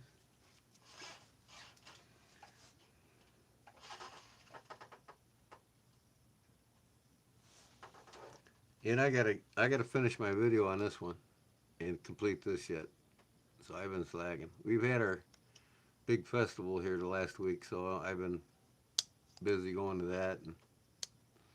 But I gotta get this done. I'm gonna carve these springs and then glue these on and finally get this elephant toe done so I can get it up for sale. But that's real gold flake in clear epoxy. Again, this camera don't do any justice. This reverse camera.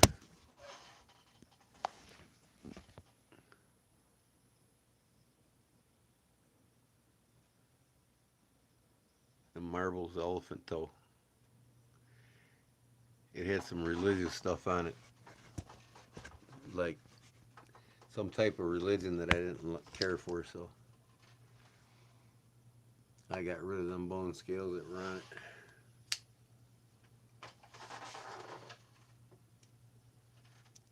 I believe, how do you bring up the chat on a notebook? Well, it says right here in the bottom left corner, I click on it and it says live chat.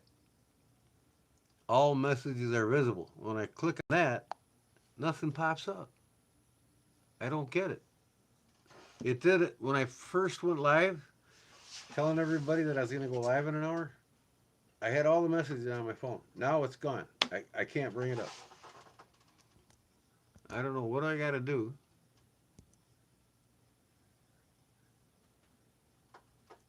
top fans. Top fans. Let me see here. Okay.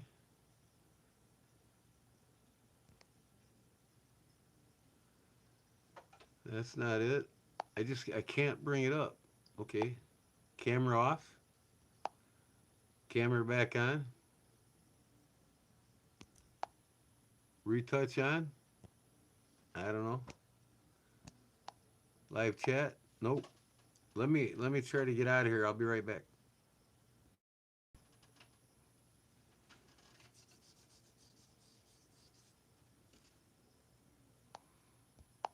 Yeah, I can't get I can't get my messages back on this damn notebook. It did earlier, like I said, and I don't know why. I don't know.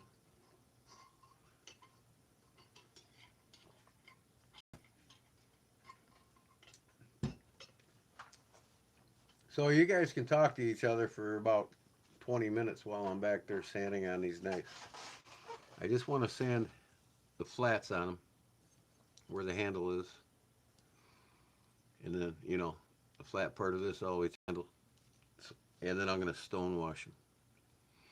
But I gotta sandblast them first. So nice old bid on a painted pony case elephant toe, but I got snipped at the last second. Oh man, that sucks. The handles were separated. I was going to put bone scales on it. Yeah, you did a wonderful job on that bone you did that short video of, Charlie. You did a really good job. I wouldn't care. I wouldn't worry about them little blemishes that we were talking about because they're hardly noticeable, and it still looks excellent. But I would leave it natural bone because that bone starts turning yellow with time and gets its own patina. I would just leave it. I wouldn't dye it or jig it. The thing about bone when you work with it, you got to watch peening around it because you can crack that shit real easy. In fact, I've started over several times on one knife from cracking the bone, peening too hard. So you got to get to a certain point and stop and be accurate with your peening or you're going to crack the damn bone.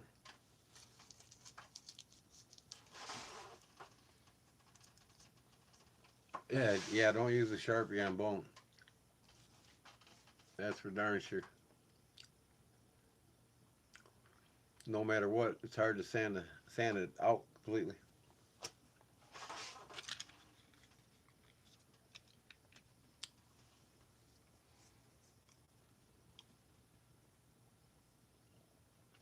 Magic eraser? What's a magic eraser? On Charlie's knife?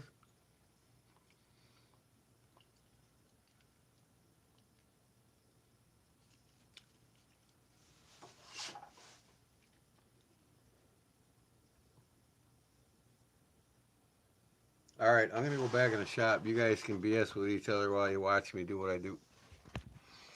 Like I said, I don't have a stand for this phone, so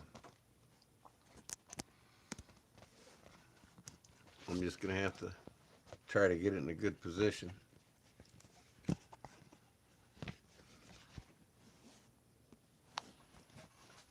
So I'm going to grab these two knives, go back there. Maybe, you know what? I'll put the live on my cell phone. I can look at the live on my cell phone. There's my two babies. My weenie pits.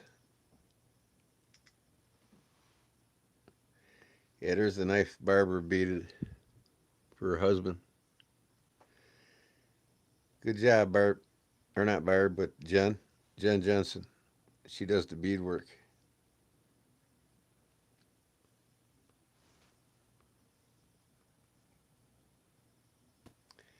That looks like an antler handle.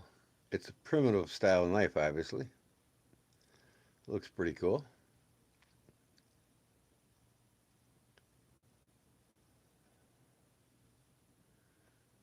Good job, Gene. All right. I'll bring out my live here.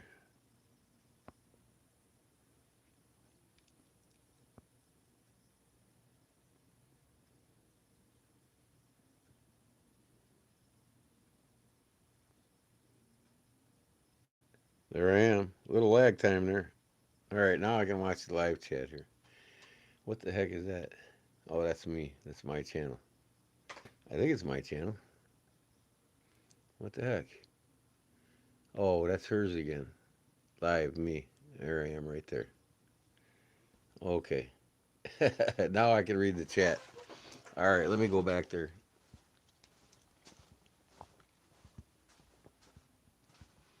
To the messy lab. All right. I'm gonna sand first, so let me see if I can. I don't, like I said, I don't have a stand for this thing, so I'm gonna have to wing where I put it and how I put it.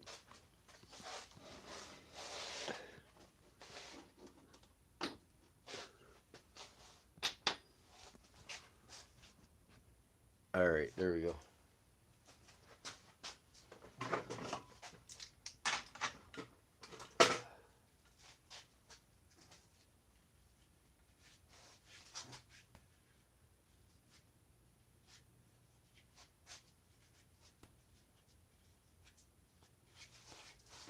Where'd I put? I gotta go get them knives. I didn't bring them out with me.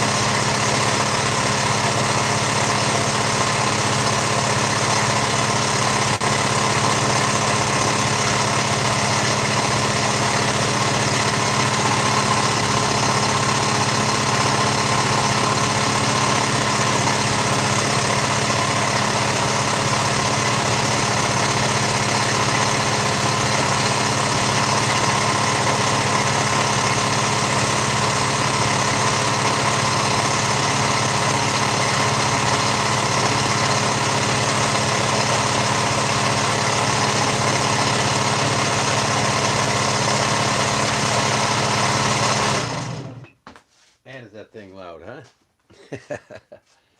All right, I gotta get my three-way. And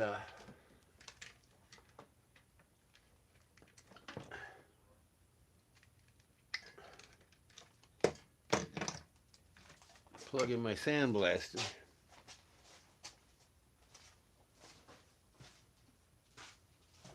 Need some better lighting over here.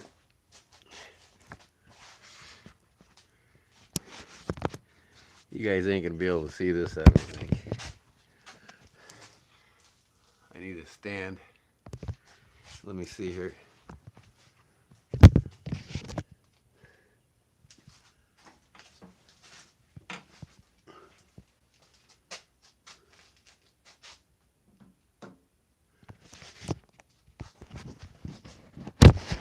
Maybe that'll show something, huh?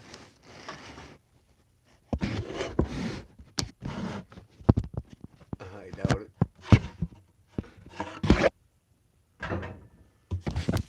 I don't have a phone stand, so I'm just gonna have to put this right here.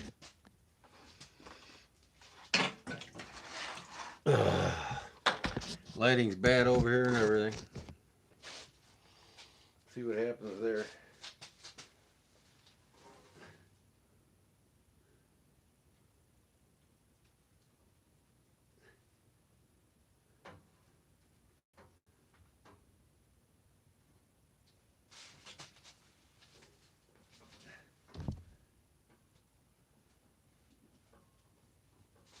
I'm gonna have to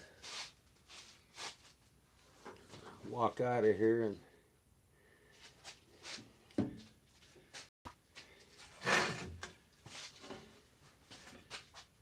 get my plug.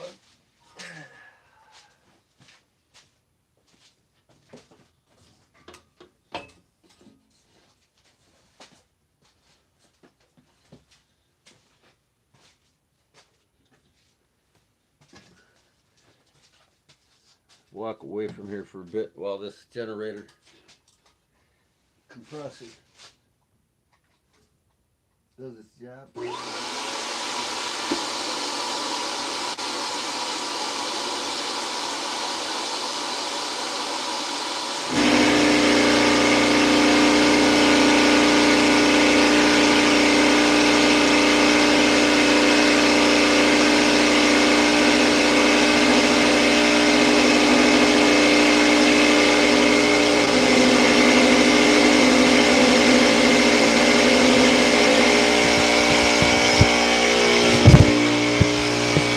Compressor's on its last leg.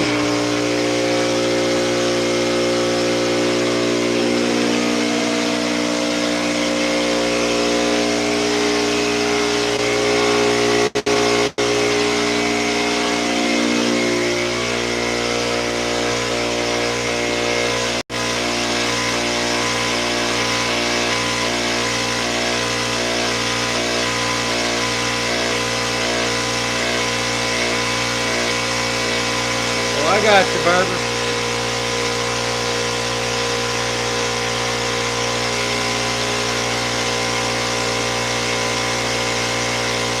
Extra R&R.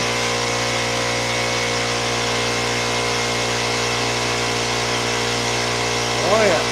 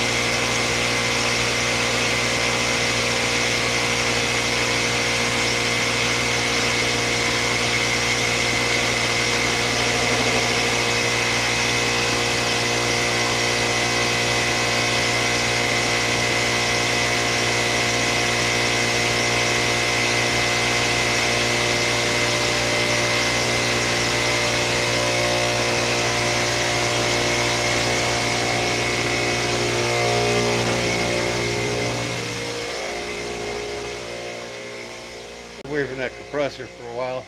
I don't have enough pressure in it yet. I gotta get a new compressor for that sandblaster. A sponge made of melamine that erases stains is magic eraser is. Oh, okay. Yeah, I don't think that would have mattered though with that bone.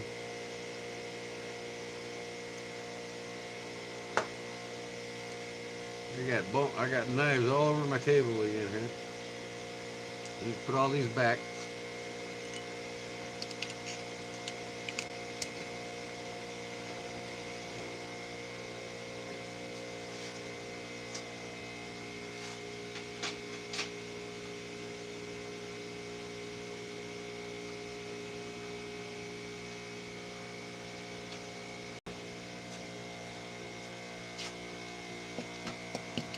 I got a couple cool slips from Jerry the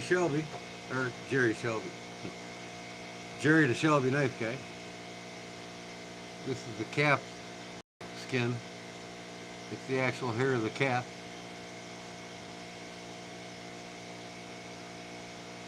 That he did. One in tan and one in brown. Put my knives in.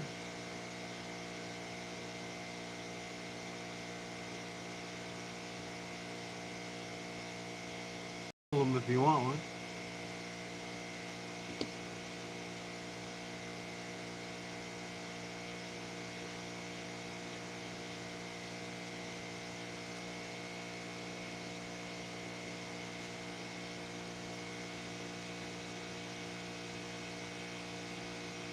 Appreciate the extra R&R. What's R&R mean, Jerry?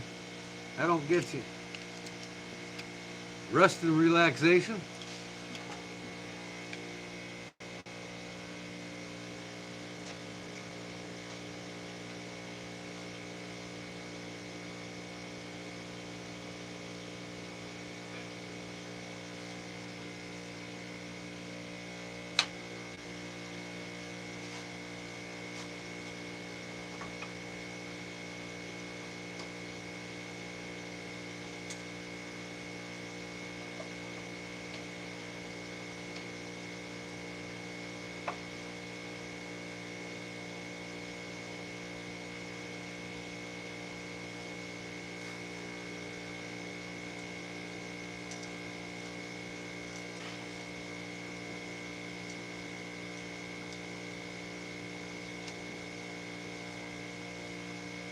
Oh, I wanted to tell you guys, a friend of mine, I seen it at the flea market the other day.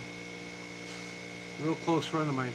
He's making these wooden boxes, so I'm talking probably like 18, 20-inch boxes. 14 by 20 probably. And, they're like 1.5 inches deep.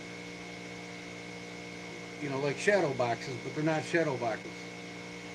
He's got some kind of laser engraver that engraves the glass.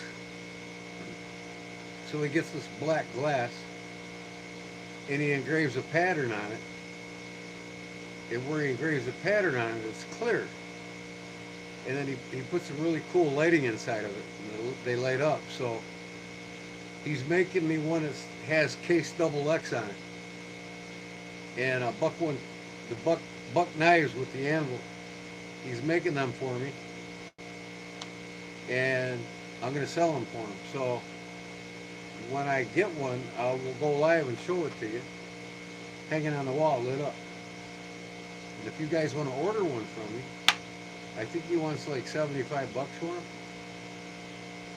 maybe $70. I can't remember, but I'll find out. And you just can order one on me. Hey, what's up, Chris? This damn magnetic paper clip, this thing's got some strong magnets in it. I was going to use them for something else. I was thinking maybe a pocket drop sheet.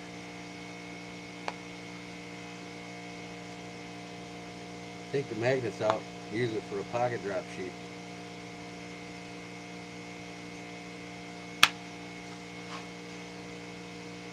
But the press is gonna run a while.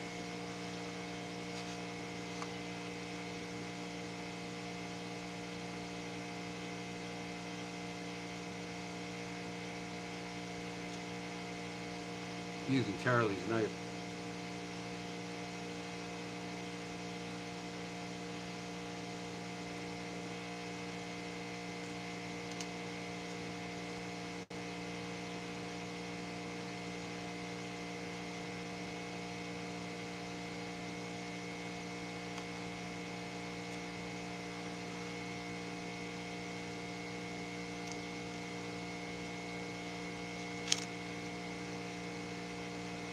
That's a pretty strong magnet.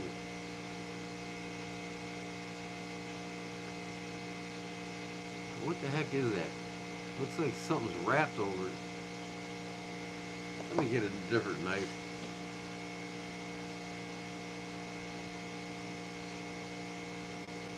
There we go. There it is. That's the magnet. And then this is a little plastic holder. It pops in it, so I'll use this on it. I'm going to make a pocket rock sheath with it. That was easy enough.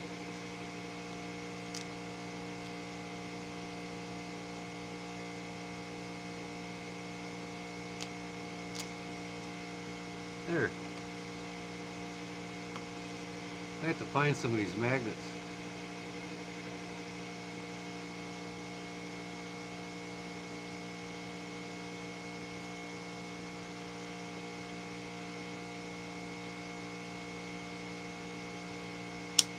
Boy, they're strong.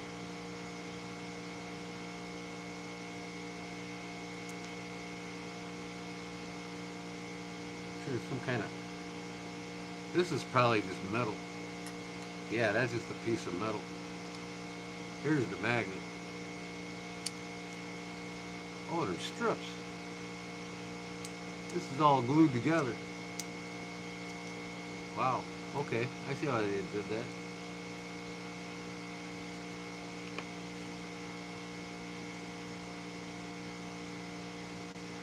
Just got done with work, did you? I don't know what work is, to tell you the truth. Of course, I'm retired, so you know how it is. Oh, them magnets going here. What? Wait a second. There's 4 magnets. Oh, okay. So I got to get these strip magnets and then the metal.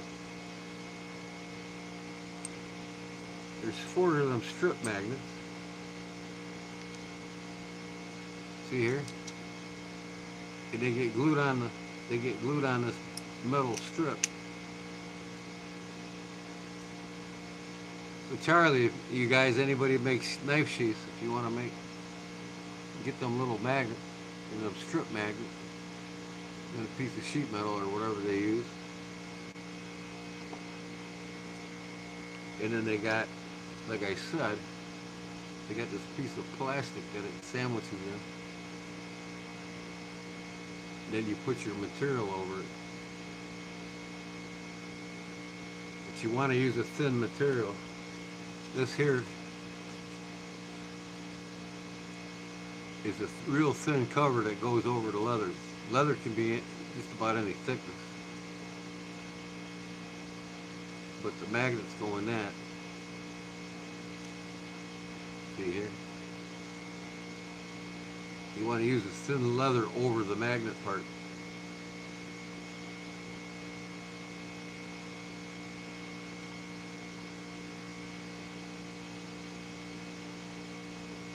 All right. I'm going to go back into the shop. I'm just going to leave my shit here, man. This notebook's hard to carry around. I'm going to sandblast them real quick, and then I'll do the stone washing in here.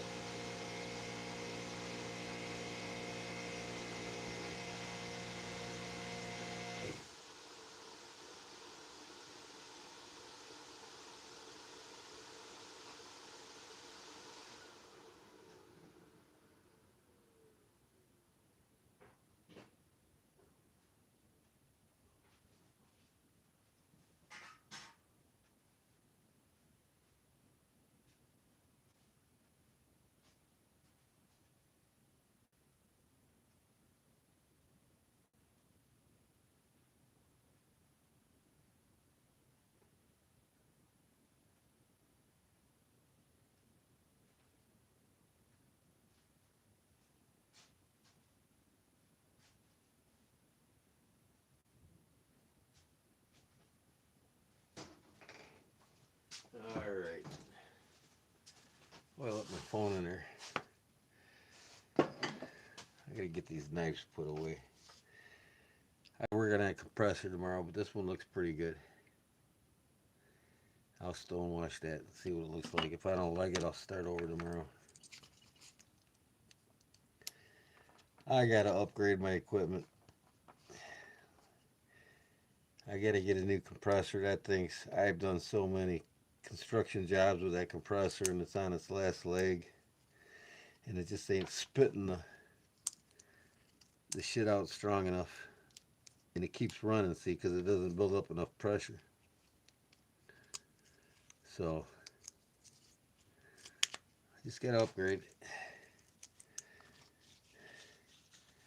Let me get these knives out of here. I got a bunch of shit sitting here already.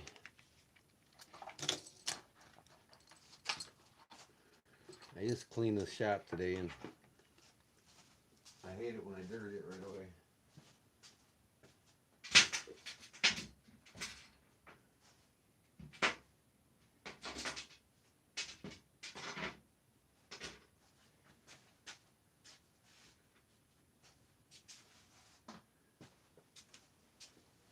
Left my cell phone back there.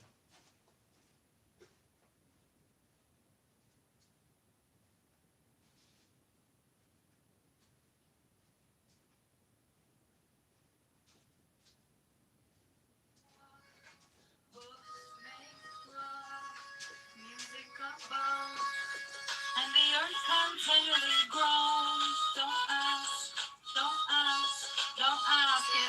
It melodically moans. Stay on task. That's the next live as you scroll through on your phone. Look at these hillbillies.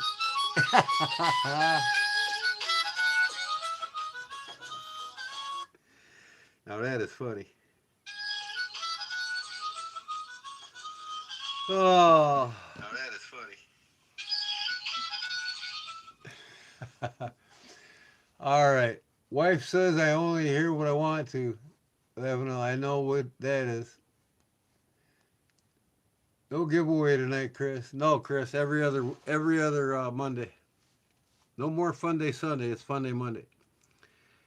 And until I start getting super chats and start making some payroll here with YouTube, like I used to, I ain't getting super chats. I ain't getting really nothing. So I can't afford to be live every week and giving stuff away and having to mail it out and everything else. I'm on a fixed income. I'm retired. So I pay my bills with my pension and I'm pretty much broke the rest of the month. But yeah, I mean, I'll go live every week and give things away. But it just depends on you guys, It's like I got a small select group of people that I give away to, and that's it. It's like none of you want to share my page with anybody because you don't want them to be in the giveaway, so you've got a better chance at winning. I don't know what it is, but my page will get bigger and there will be more and more people in it with time. But until that happens, I can only do it twice a month instead of 4 times a month.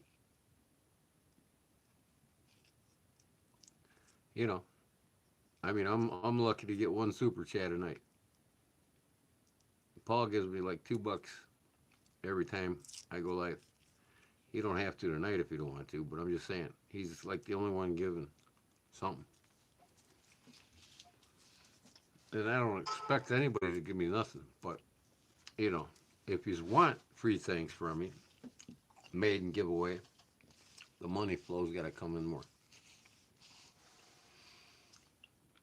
So, yeah, it turned out pretty nice. I mean, I got it stonewashed, or sandblasted. Now, stonewash this. That'll look nice. So I got my acid here. Look at it did to the lid. Ferric chloric acid. First, I better get the baking soda water out so I can neutralize it when it comes out.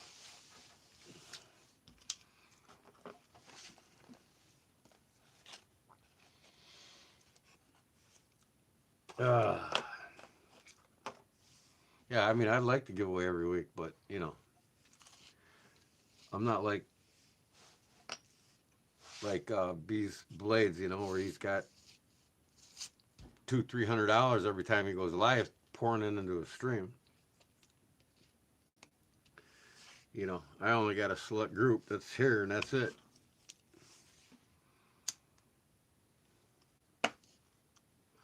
I remember a lot of the modern guys were on my page and they were gun hole big time for a while, especially when I gave away 17 knives after 2K. And I bet if I have a 15 knife giveaway for 6K, my next 6,000, all of them people will be back. But them are the ones that are always in these modern ones giving super chats left and right. I guess the modern knives are more important anymore in this world. And, you know, I got to pick up sponsorships. You know, I need to get maybe a couple other knife companies like B's Blades has that that give away knives on his channel for him. And I want to get like Olight and a couple of these other sponsors. Yeah, I am genuine. I mean, you know, there ain't too many pages you can go to watch somebody make something and then give it away.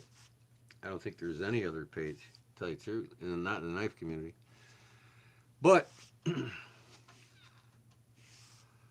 the knife community is fairly small, really, in comparison to like the community for cooking, bushcrafting, other top YouTube channels. I mean, that's why I want to spend more time on my bushcrafting channel and start making bushcrafting videos, because the members and subscribers will climb a lot faster on them channels than they do on the knife community, because it's not two-sided. There's not the modern guys and the versus the traditional guys. You know, so I think one thing I need to do with this channel is put out a lot of instructional videos. How to carve spines, different patterns, how to take off and reassemble new scales on knives, you know. Everything that new people that want to do this can learn from my channel. And I think I'll get a lot more subscribers and views from doing just that. So I think I need to be putting out some really great videos. That's why when I get the video done on this one, it's going to be a really good video, you know, for doing a complete mod on a traditional folding knife.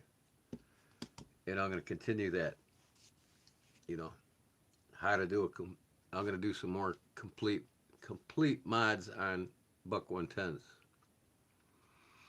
And I'm going to do them more professional so that you know, they get right to the point. I don't spend a lot of time showing the same shit you can watch anywhere else, but just the important shit, you know. And go from there. So I got to find out, where did I put that baking soda? Sodium bicarbonate, they call it.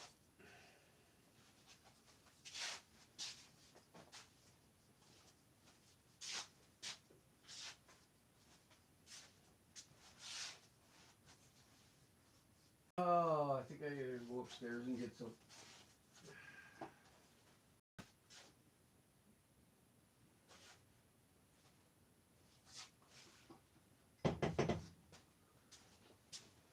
All right, let me go upstairs. I'll be right back. I gotta fill this up with water and baking soda. What do you want? Huh? You want to go up? No, you can't.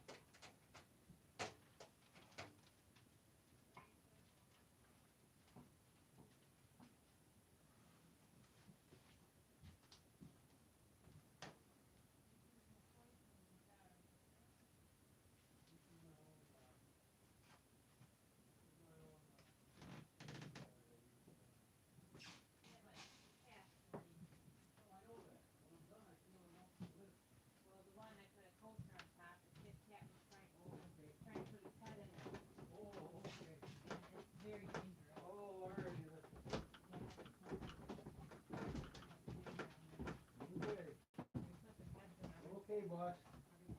I got you, boss. No, no. I thought you wanted me to open it for you. No, I want you to Look get out. the hell out of here. Oh, okay. Hear that, everybody? She wants me to get the hell out of here. Hi, baby, you coming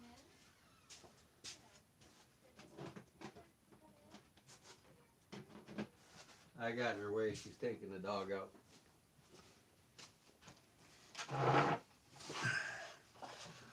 Okay, let me stir this baking soda water up. Come on, Titi. See your babies.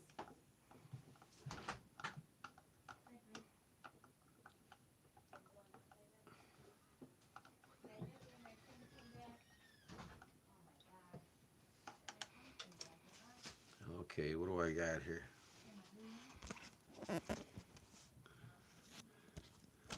Man, I tell you what, this notepad's something else when it comes to recording something with it.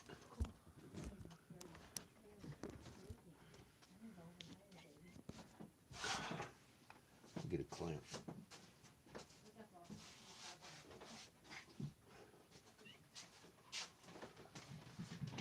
See, I ain't got a phone stand or a stand for this, so I gotta make do with what I got. And like I said, I can't zoom out with this damn thing. I can only zoom in. So I'm kind of stuck on a view you guys are gonna get. I'm going in probably first of the month. Get the cell phone taken care of. But I think I need more acid, and I think I better put down a paper towel or two.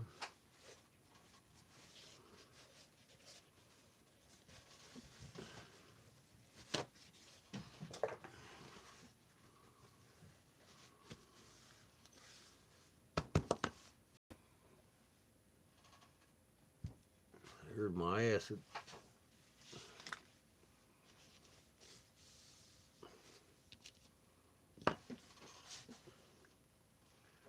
All right. All right.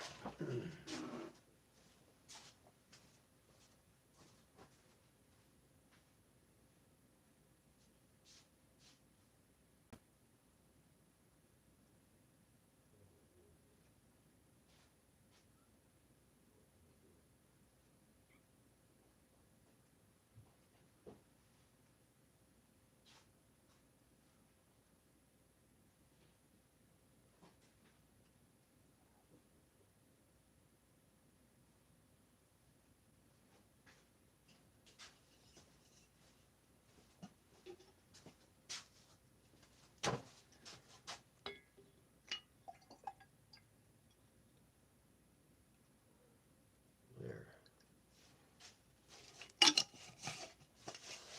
Maybe we'll get my.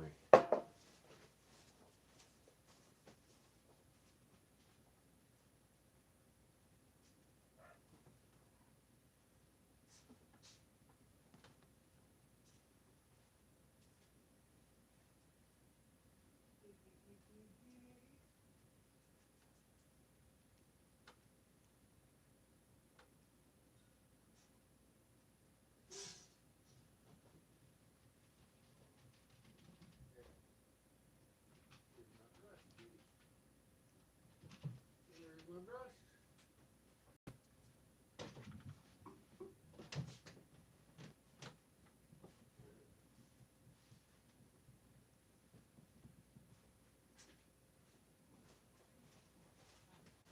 Oh, hi, kitty.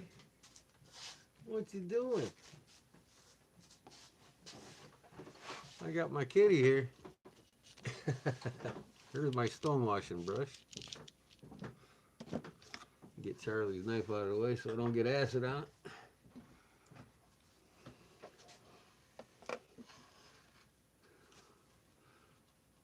Okay. All right.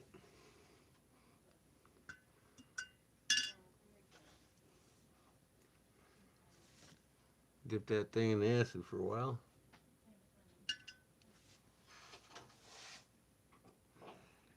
I'll give it a few minutes.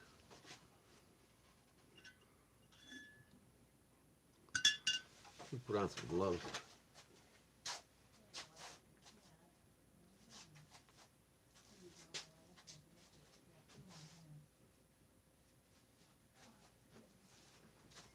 Just don't have to get this crap on my hands.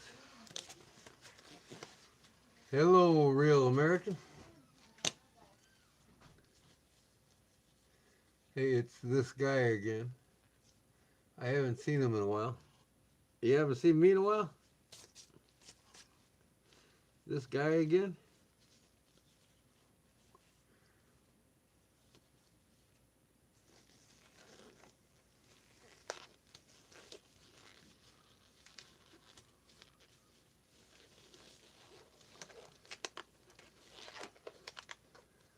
Last time I was here, you were making a folding hunter. I was working on it, you mean? Or making it? I don't think I've ever made a folding hunter. I've custom modded one. It was a buck 110er. Probably that Klein knife that I did.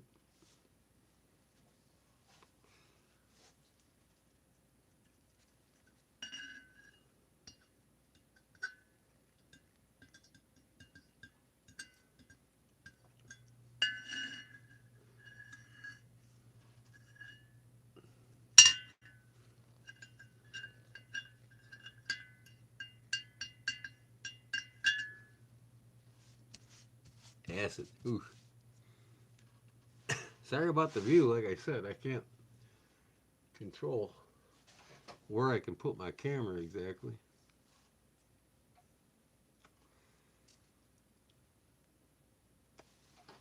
You know what? I can try to put it on top of this other stand, but I'm going to need a block.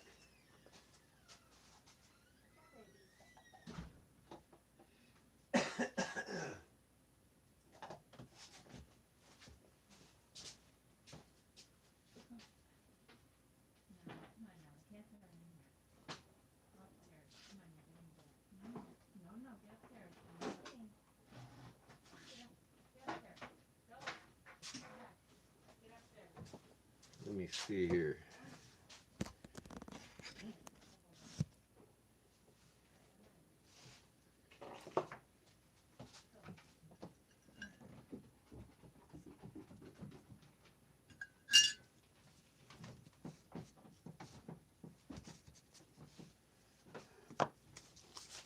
Oh, I got acid on my fingers. Let me try this.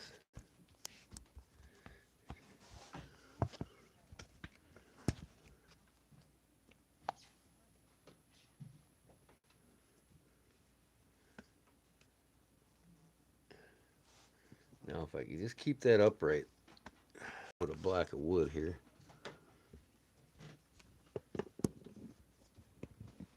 Bear with me. Block of wood and a clamp.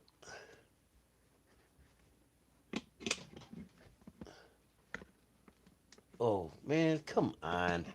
Hold on, guys. Bear with me here. Bear with me here. I gotta adjust this. Hold on a second. Sorry about that.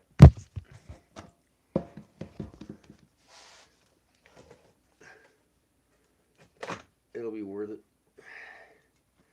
It'll be worthy of it.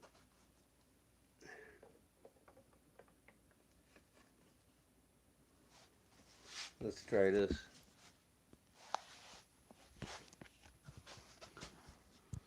I'm setting it on my phone stand here. There we go. Oh, come on, stay up. Stay up, darn it.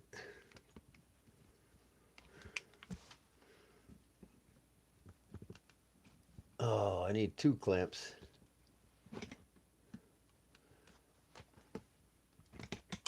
Ah, come on.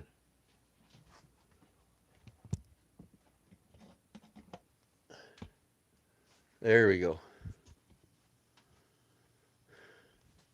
See, I can't zoom out, but I can zoom in. So, at least you're getting a down view now.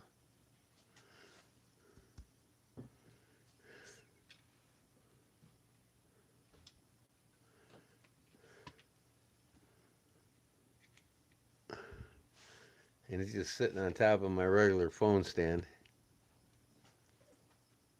Okay. Alright. This thing is looking good.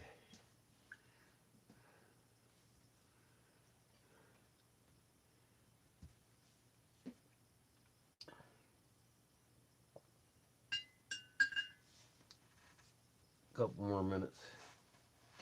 What is that, kitty, huh? Kitty's over here sniffing my baking soda water. No, you can't drink that, sorry. I'm not gonna let you. No, no.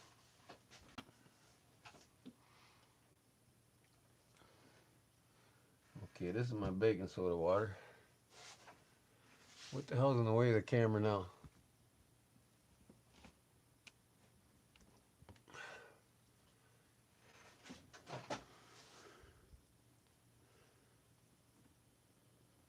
There we go.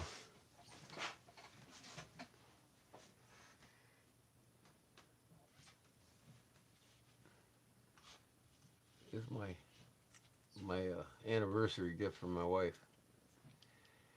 1904, over 120 years old. Elgin, from Elgin, Illinois, pocket watch. I collect things from the Chicagoland area.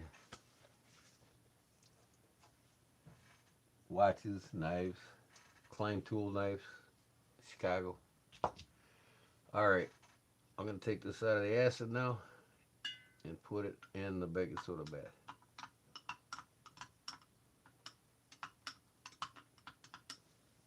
To neutralize the acid. I'll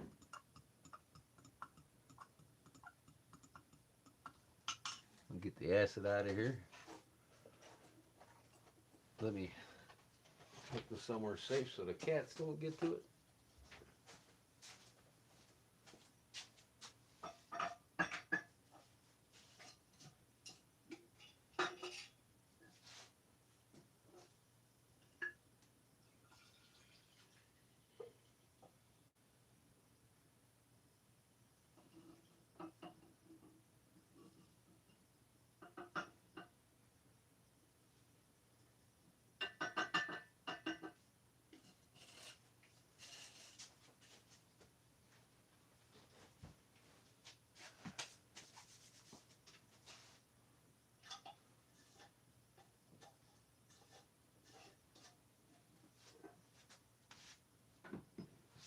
There we go.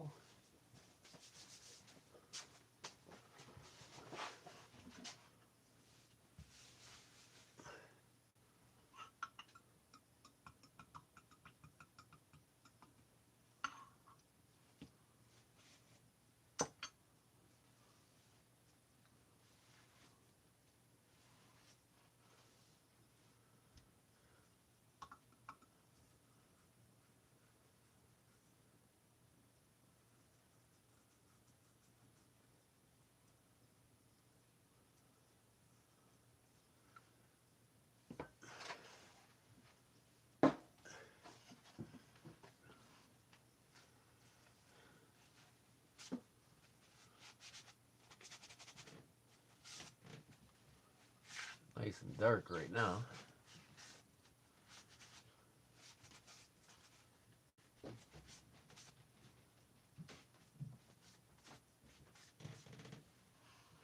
Here comes the magic. Instead of using a tumbler, I just use a brush. Uh-oh, everything's falling off the damn shelves from vibrating.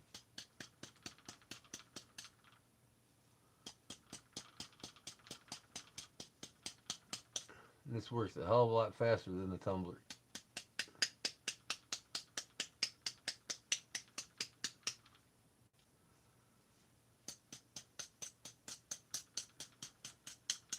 Just a good old wire brush for doing your slag removal or welding.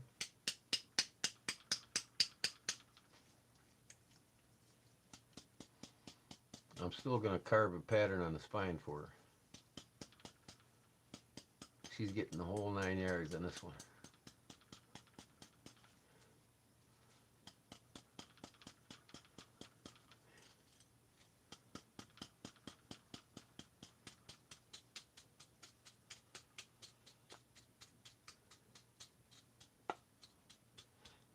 Jerry went to bed? He's a lush, ain't he? His wife told him, it's time to go to bed. He gets tired easy. You don't have half the drive I got. Good night, knucklehead.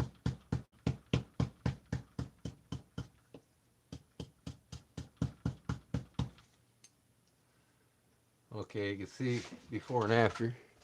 Here's the before. Here's the after.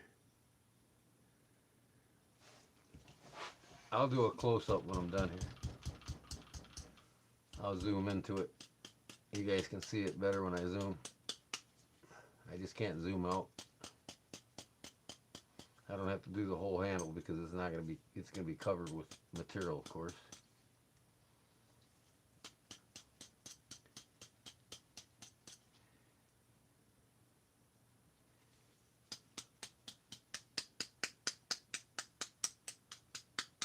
See, guys put these in tumblers for like 30 minutes.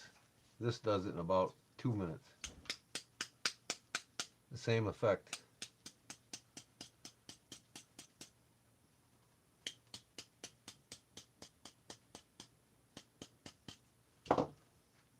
There we go.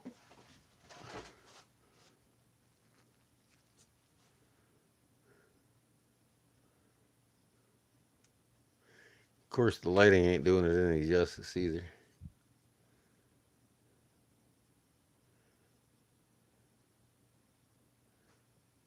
I don't know. Can you guys see that? See that stonewash finish?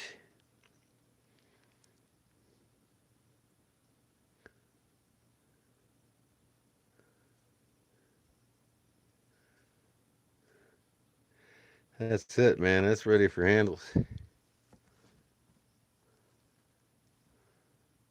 Yeah, it pixelates. Yeah, this camera's probably a 4 megapixel on this notepad. Sorry about that, but it looks more stonewash than what you can see in the video.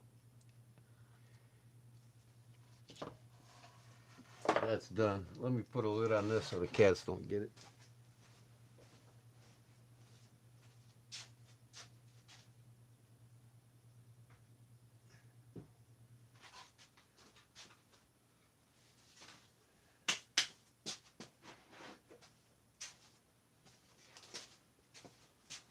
That's it. It's ready for handles.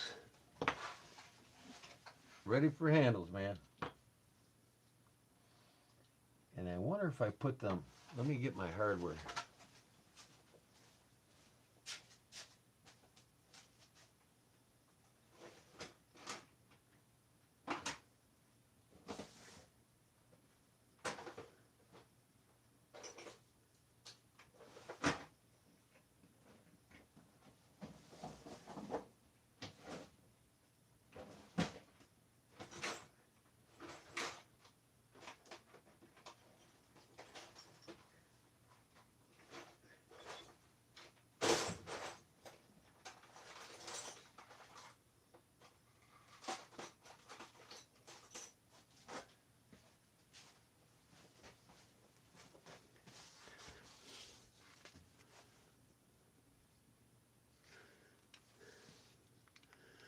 I think I use it for this hardware here. Put the scales on with these. Double collet Chicago screw style.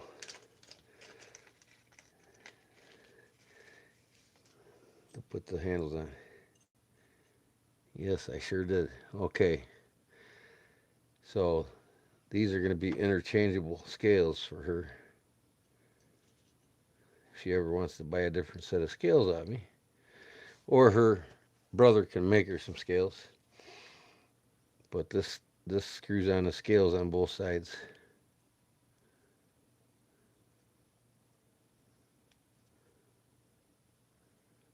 She's getting the whole 9 yards on this one.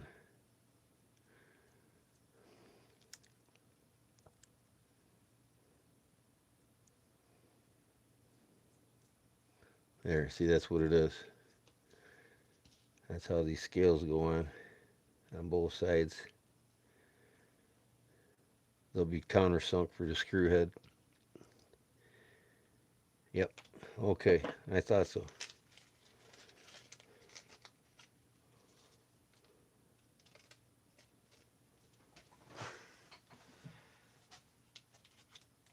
Clayton's here. Yeah, yeah. I just stonewashed your sister's knife. Just got it out of the acid.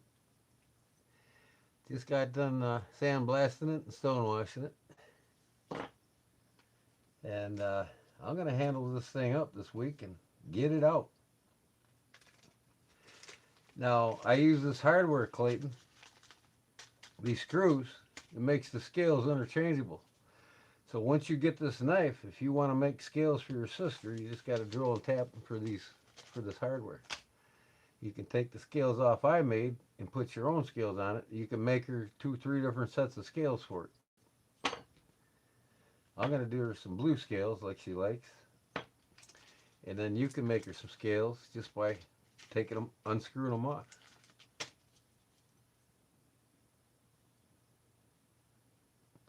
Turned out nice. Like I said, I'm using my notebook for my camera tonight because my phone's cheesed out on me.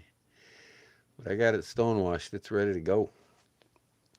I'll be making the scales tomorrow for it.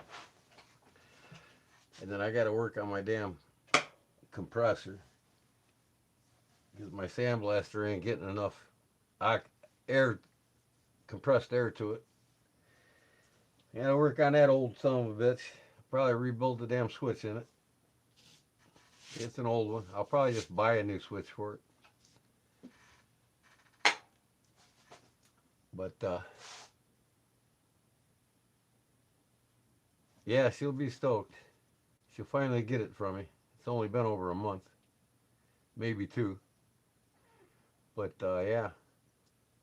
And then here's the lanyard hole. So you'll figure it out. I'm sure. You ever use these screws, Clayton? I'm sure you have. Interchangeable scales.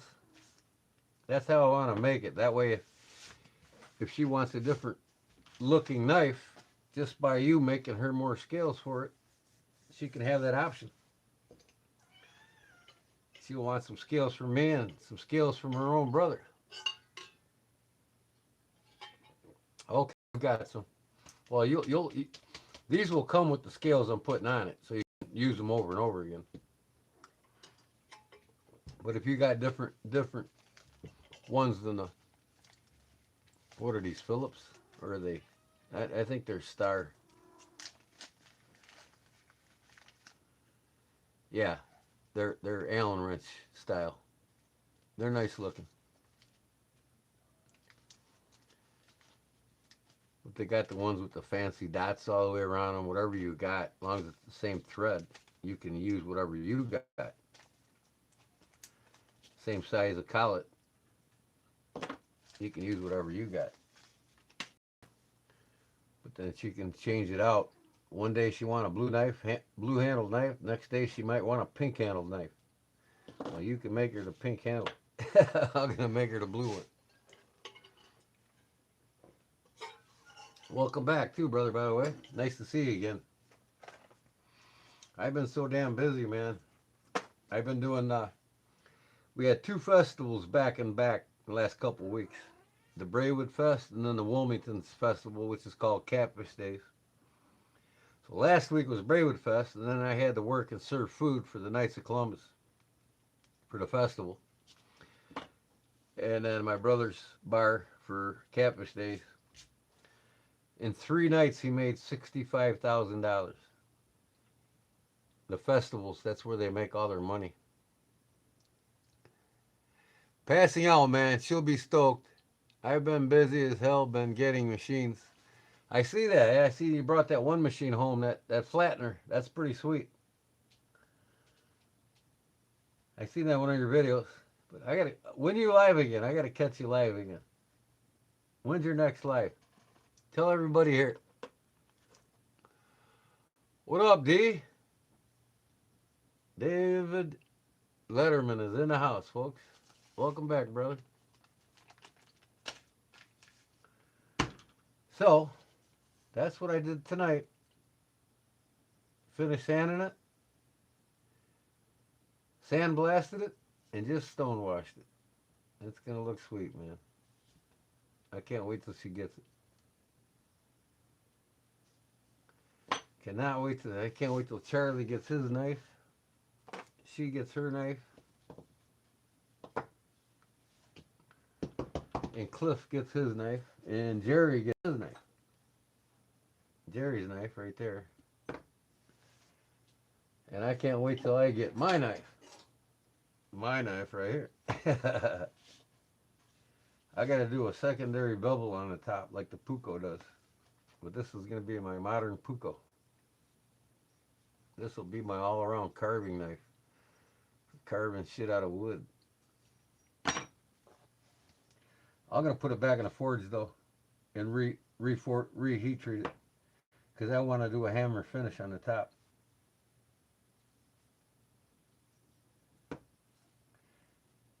Then I gotta buy that clay that you put on there. It's real thin clay. It keeps this shale build up on your blades when you heat treat them in the forge. And if you don't, you get all these little shale marks and you gotta sand them out. I'm sick of that shit, man. I was watching a guy, he puts this real thin clay on the whole thing and then he heat treats it. And it doesn't get none of the shale on the metal. When you take that clay off, it's perfectly heat treated. All right, good night, Clayton. God bless, brother. We'll see you on the next one, man. Did he say when he's going live next? I'll look it up. I need to start scheduling mine. But you all know I'm live every Monday now instead of Sunday. And my giveaway is only every other Sunday. So no giveaway today. We had a giveaway last Sunday. So that's what I'm going to do now. By the way, where is Cliff? He must be sleeping. I want to drill this out, dye it and hand stitch it so I can send it off to him. Get these coins out of it first.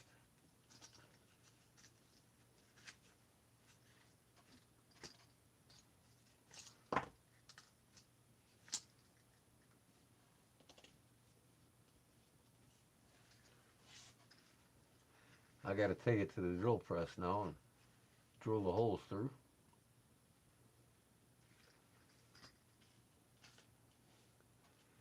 But I won't do that live tonight. My cutoff's at midnight. So in about another 20 minutes, I'm out of here, folks. I'm starting to get on a regular schedule.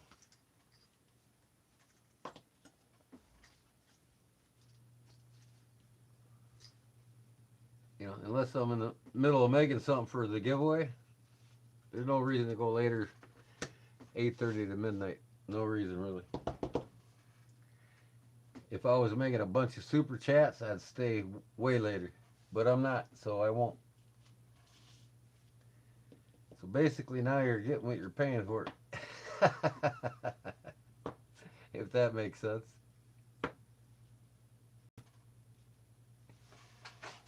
The more you pay, the more you get.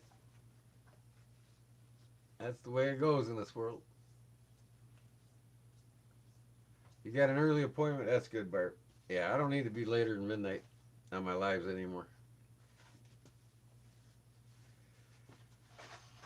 Because I'll tell you what I do need to do. I had a screw launch on me working on a watch. Let me get these out of here. And I couldn't find it. I thought it was gone forever. But I knew, I told my wife, don't sweep the floor under my desk. I gotta sweep it. And then after I swept it, I got my new eyepiece here. I bought this in an antique store for, don't have the covers over the batteries, but the lights work on it. That's sweet. And it's got 3 different magnifications.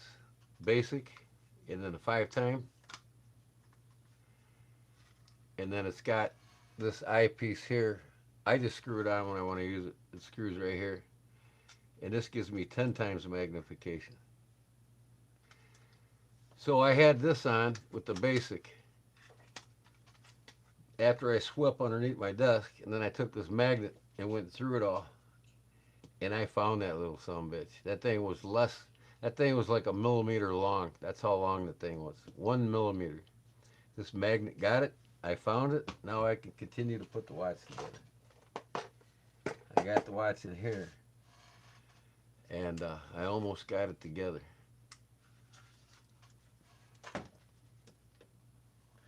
It's this really cool piece that I like.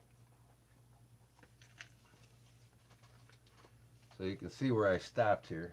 Now I don't want to touch it until I get my finger cocks on. Where the heck did I just put them tweezers? Here we go. So you can see I almost got it all together here.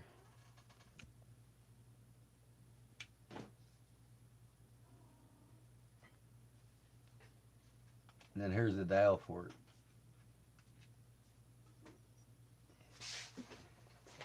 It's a bull of a 23 joules.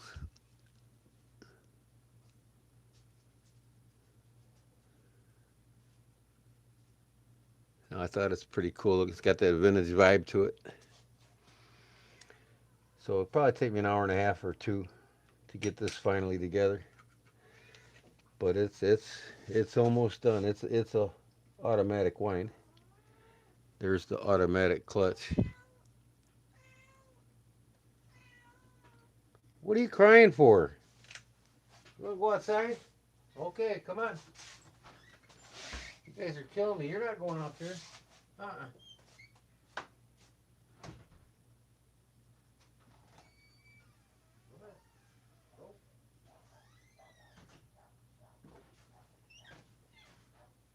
are you doing? You can't go out. You're too young. You guys are indoor cats. You'll never see outside. Ones I'm giving away. Most people probably won't make them outdoor cats either. So, yeah, it's pretty cool looking. So I want to get that together tonight. 15 minutes, y'all. I'm wearing my vintage Hamilton from 1972.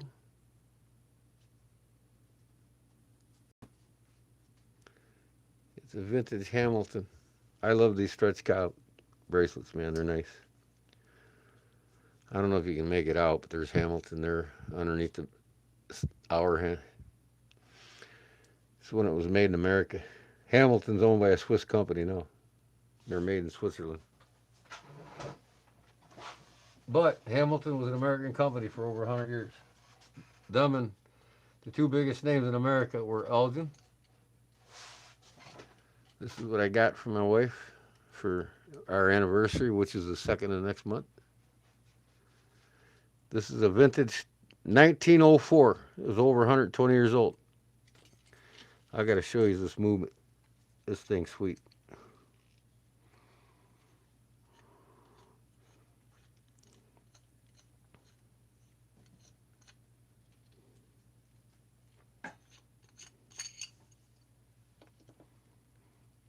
See if I can. Oh, I got the hands. I got to take this apart tonight. My second's hand is catching on my. Yeah, and I got to take the top off in order to set the hands. But isn't that thing sweet? Look at the architecture on that thing. Made in 1904. It's called the Elgin 144 movement. Right here.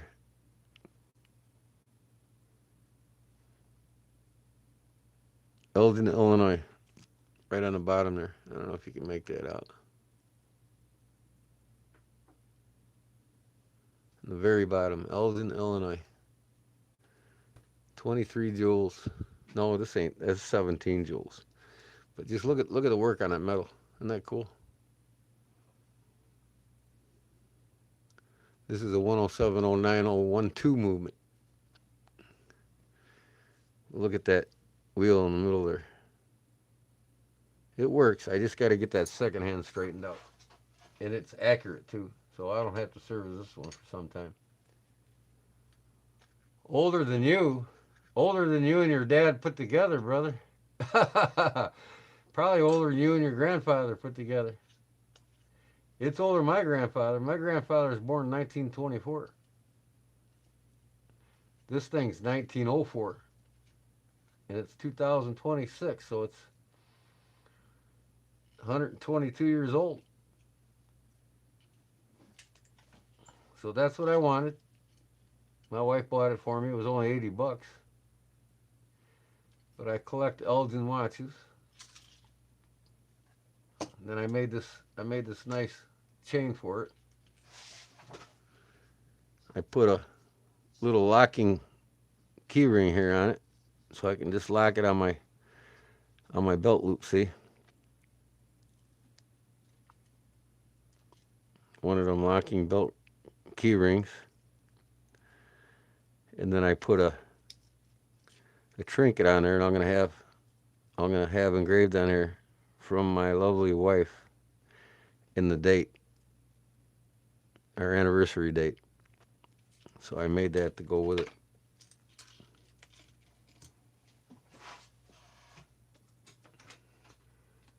And then here's one more that I love.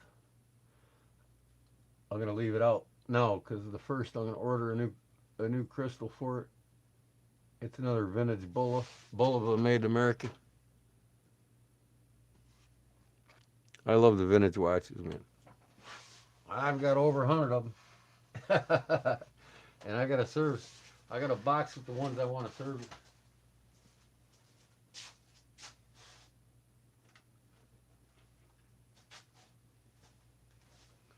Here's another.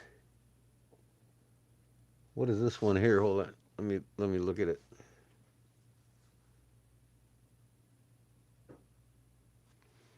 This is an old vintage Brant. That's 14 karat gold. It's got the second hand on the bottom. They call it secondary movement.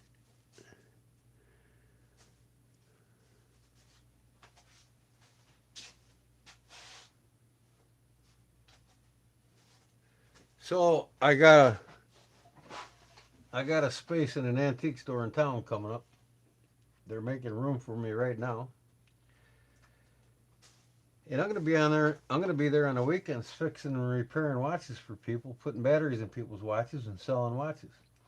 And I'm also going to have on the bottom shelf, under the watches, I'll have knives. So I'm going to sell knives and watches in this antique store. Going to go, Charlie said. All right, Charlie, brother.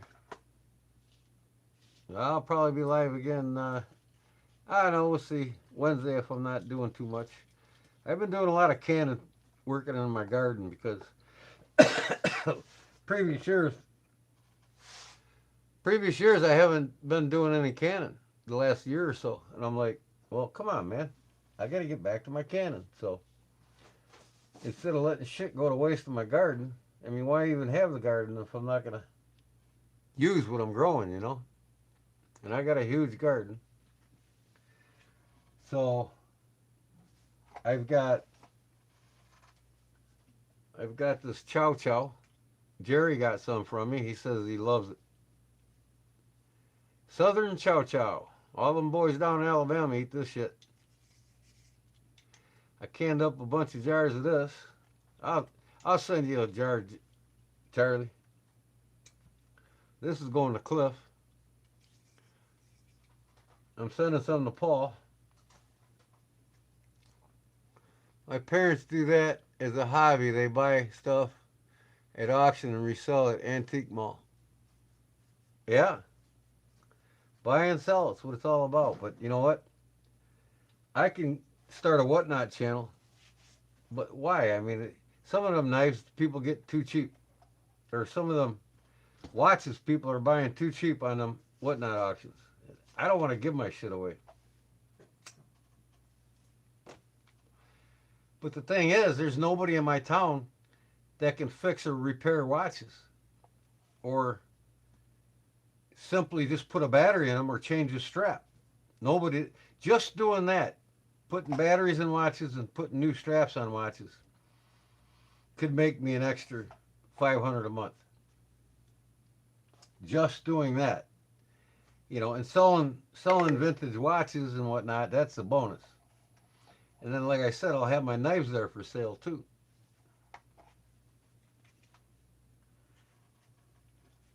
So you all come to Wilmington, you can go to the antique store. I'll let you know where it's at and when.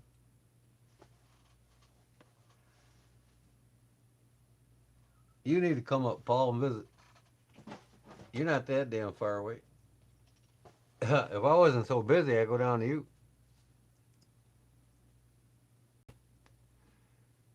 All right. Good night, Charlie. God bless, brother.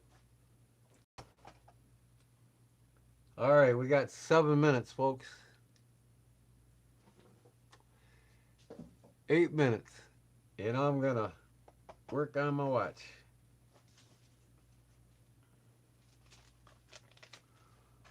Oh, these cats are going to town playing. I wish you can see them all right now. One of them's just sleeping. She said, "The hell with it." I think it's Mama. Is that Mama? No, baby? Yeah? No, that's a baby. Hey, you're getting big. Yes, you are. So, yeah. Yeah, we could probably just even just go halfway and meet at a pancake house or something. You know what I mean?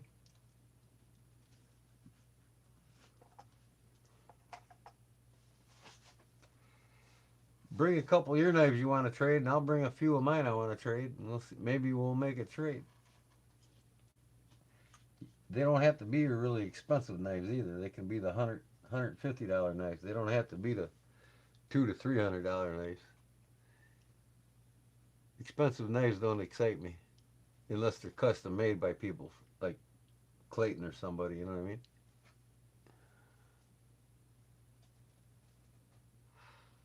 Oh. Buy stuff at auction, resell it. Buy stuff at garage sales. Buy stuff at flea markets. Buy stuff at estate sales and resell it, man. There's good money making it. You can make up to $1,000 a month extra doing that. One thing I am going to do, and it costs a quarter of the price to raise them than it does chickens. Not only am I going to sell quail eggs, but I'm going to sell quail chicks. And I'm talking quality breeder chicks. And I'll make an extra $1,000 a month just doing that. And for every 1,000 I make, I got to spend like $70 a month for the feed and supplies to raise them. Uh-oh. I think my battery's going low here. Better plug it in. I better plug it in, but I'm getting off anyway, so. There we go. We're plugged in. But anyways, like I said, I'll tell you what, guys. Look into that. If you want to get chickens, don't get chickens. They're too expensive. Unless you got the extra land and you got the money. You're talking $150 to $300 a month to raise them, to feed them and keep them healthy. The quails, 20 quails cost you about $22 a week to raise. I know it's still early, but there's no reason for me to be live past midnight if I'm not giving nothing away. And I got other things to do. I still got some more cleaning to do in here. I got a good jump on it this morning. I'm sick of this place being a mess. I've been working at it every day for the last few days. I'm talking dusting everything off and putting it where I want it. But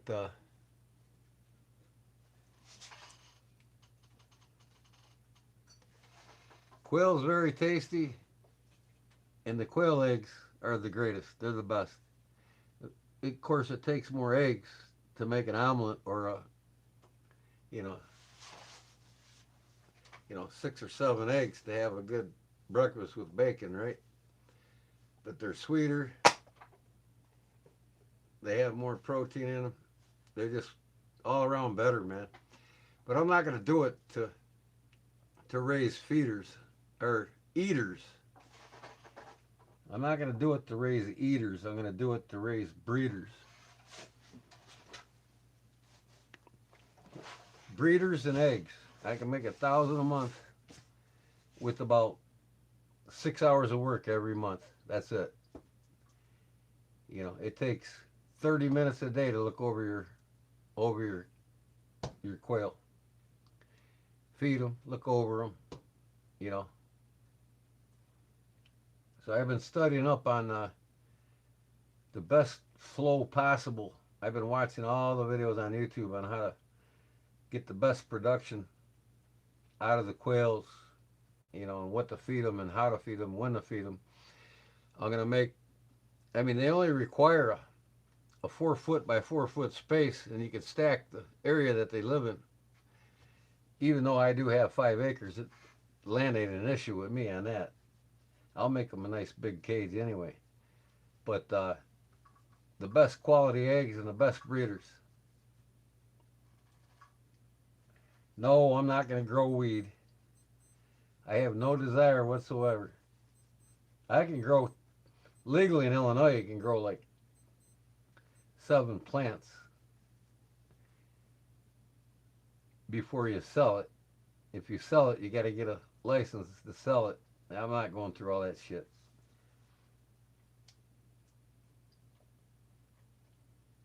No, let the weed growers go at it. I'm not, I'm not even interested in how to learn how to do it really well. My buddy does it. He's got a farm, and he's got 7 plants he grows every year just for himself, and he gives it away. If I ever want any, I just get it free from him. But I don't get it maybe once a year, a little bit once a year. That's all I get. Because I'm not big on that, and I'm not big on drinking. I quit drinking pretty much. I'll have 1 or 2 a month, maybe a half a dozen drinks a month. That's about it. You got to do what you love, Paul. It's like I cook. I love to cook. Everybody's like, man, you missed your calling card. You should have been a chef. You should open a restaurant and this and that and that and this. And I'm like, why? First of all, I can make more money busting tables if I was to work in the restaurant business than I would being a chef. There's guys in Chicago that bust tables and they make over 1,000 a week, just in tips, over 1,000. And the chefs are lucky to make 1,000 a week on a fixed income.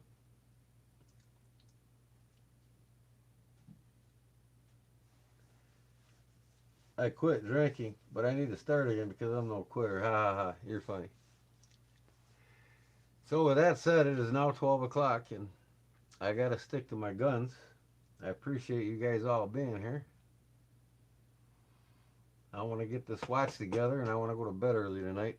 Instead of 4:35 in the morning, I want to go to bed at 2 o'clock. So, Lord help Paul. Yeah, that's what I say, Barbara. Watch over Paul, dear Lord. Give him the strength and the courage.